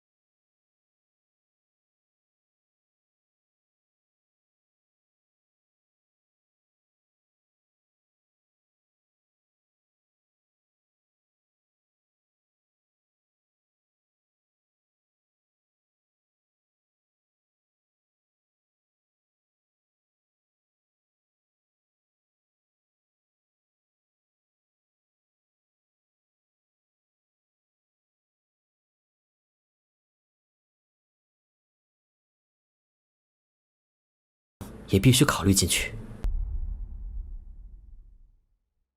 离线模式中，除了圣遗物之外，其他的道具和装备无法通过下架带回现实，所以最主要的倚仗还是异能。称号选择守法公民，玩家定制卡池倾向，潜入、伪装、欺骗。设定完成。卡池相关圣遗物：符灵文书，词条为心灵、知识。定轨完成。鬼影出行，王卷定制卡池，卡池等级无职者。一级卡出货率高达5%，地级卡出货率高达0.1%。那么体现这件一级装备最强价值的时候到了。要来了要来了！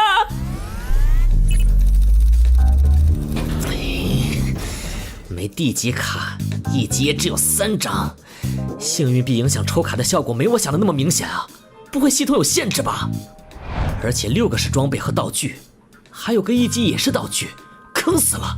现在急需的异能只有4张，也没特别好的东西，看来剩下的点数也不能省了，继续抽吧。哦，等等，这几个异能如果一起用的话，好像可以呀。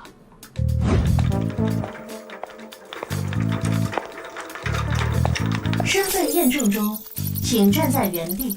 支援部人员申请进入，对临时收容物01进行日常维护。哎呀，真是的，支援部本来就忙，还要给我们找事儿。这个家伙什么时候能送走？这就不是我们安保人员能知道的了。验证完毕，允许进入。哎，下班后要不要和我一起去供应部吃饭呀？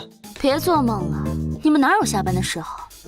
请不要说出来呀！记录生存状况，满足生理需求，之后还有清洗工作，感觉又要加班了。啊，灯坏了！情报公开，见习鬼祟异能，召唤出一只小型鬼祟，它以人类的惊恐为食，会在范围内引发灵异事件，对其中的人类进行恐吓。但因为能力问题，他能干的最可怕的事情是将最多50平米范围内的人造光海关闭最多3分钟。备注：你怕黑的，对吧？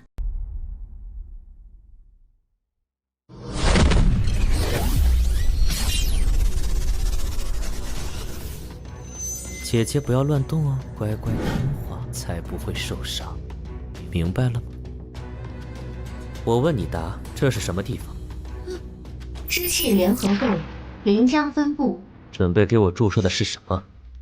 肾上腺素，还有一瓶莫达菲尼以及复合体能补充剂。主要是葡萄糖和脂肪组。你不要误会，身体的状态会反馈到精神上，所以在收容初期，我们才会注射兴奋剂，帮助玩家提高存活率的。人员文书，些许窥探。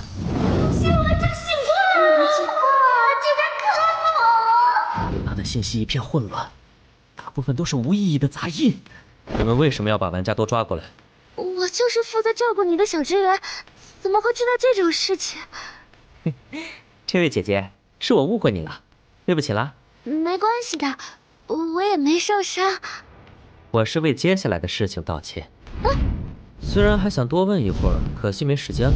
摄像头那边不能再拖下去了，光影魔术变出来的虚影瞒不了多久的。你的身体，让我用一下吧。室内摄像头破解完成。安保部，临时收容室这边的摄像头被我不小心弄坏了。真是的，你等下，我让维修人员过来。不过仔细想想，也不是什么大事。你先忙自己的，我有空再报位下。合理拖延异能，大幅度降低某个事情在相关人员心目中的紧急程度。授权期限内开锁完成，门锁开启完成。生理监控用他的身体来代替，虽然数据上有差异，但只要不是长时间关机，至少不会引起警报。最好在稍微模糊下昏迷前那一点点记忆，让他醒来觉得是梦境。这边走廊的灯怎么关了？不会坏了吧？潜入开始，逃脱完成。合理拖延异能，大幅度降低某个事情在相关人员心目中的紧急程度。异能施法对象为一个具体的事情，但效果受处理该市的目标数量、他们各自的精神强度、事情是否在观察范围内等多重影响。该效果最多持续到当日结束。备注：明日何其多，不妨再拖拖。果然，玩家现实中所处的环境会一定程度影响到他随机进入的副本事件类型。要赶紧把论文发给上级实验室。这种关联或许在圣遗物副本里更明显。所以，外界有办法直接看到玩家在神域中的情况。如果这么方便就好了。事实上，我们只能通过脑电波和激素之类的数据侧面观察，哪怕在极端情况下。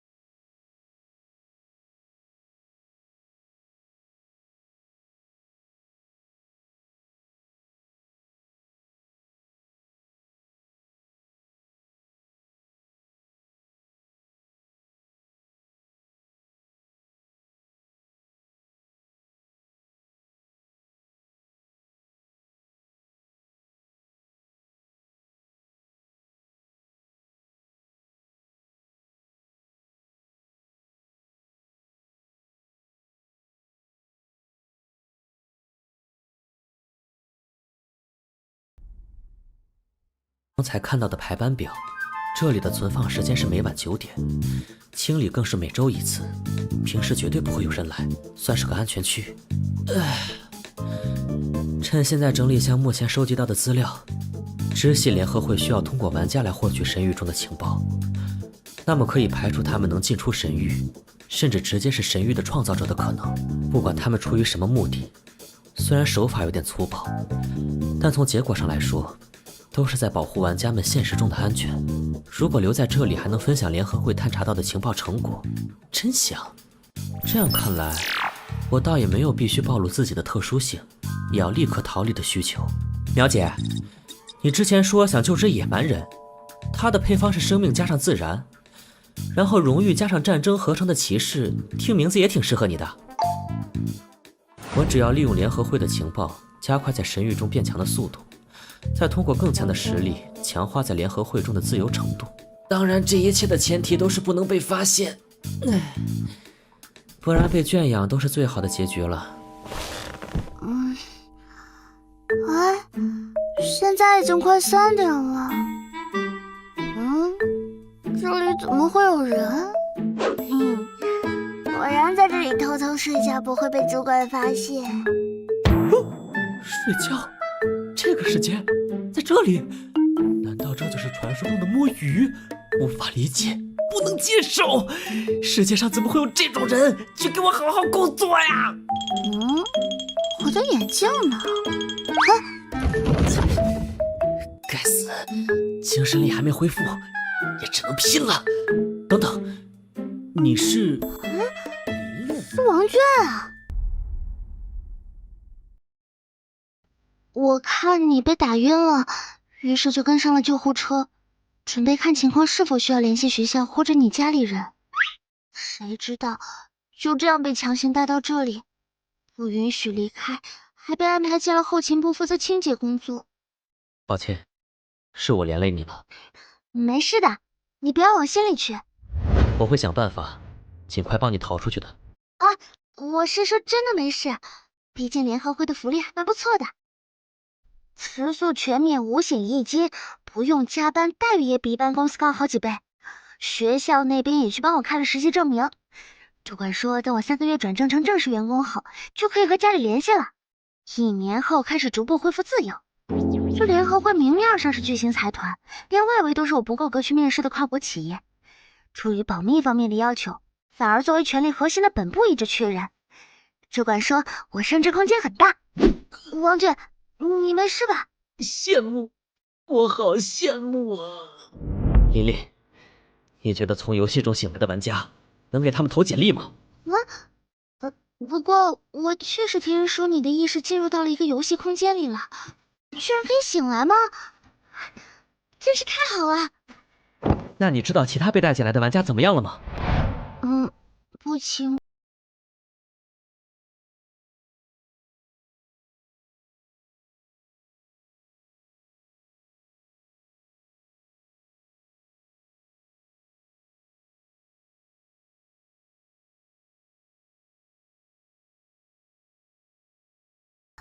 王俊，你是在不安吧？突然进入一个莫名其妙的游戏空间，醒来又发现自己被囚禁在陌生的实验室里。虽然我现在还有很多事情不清楚，但你先不要让任何人发现你能清醒过来。等我的消息。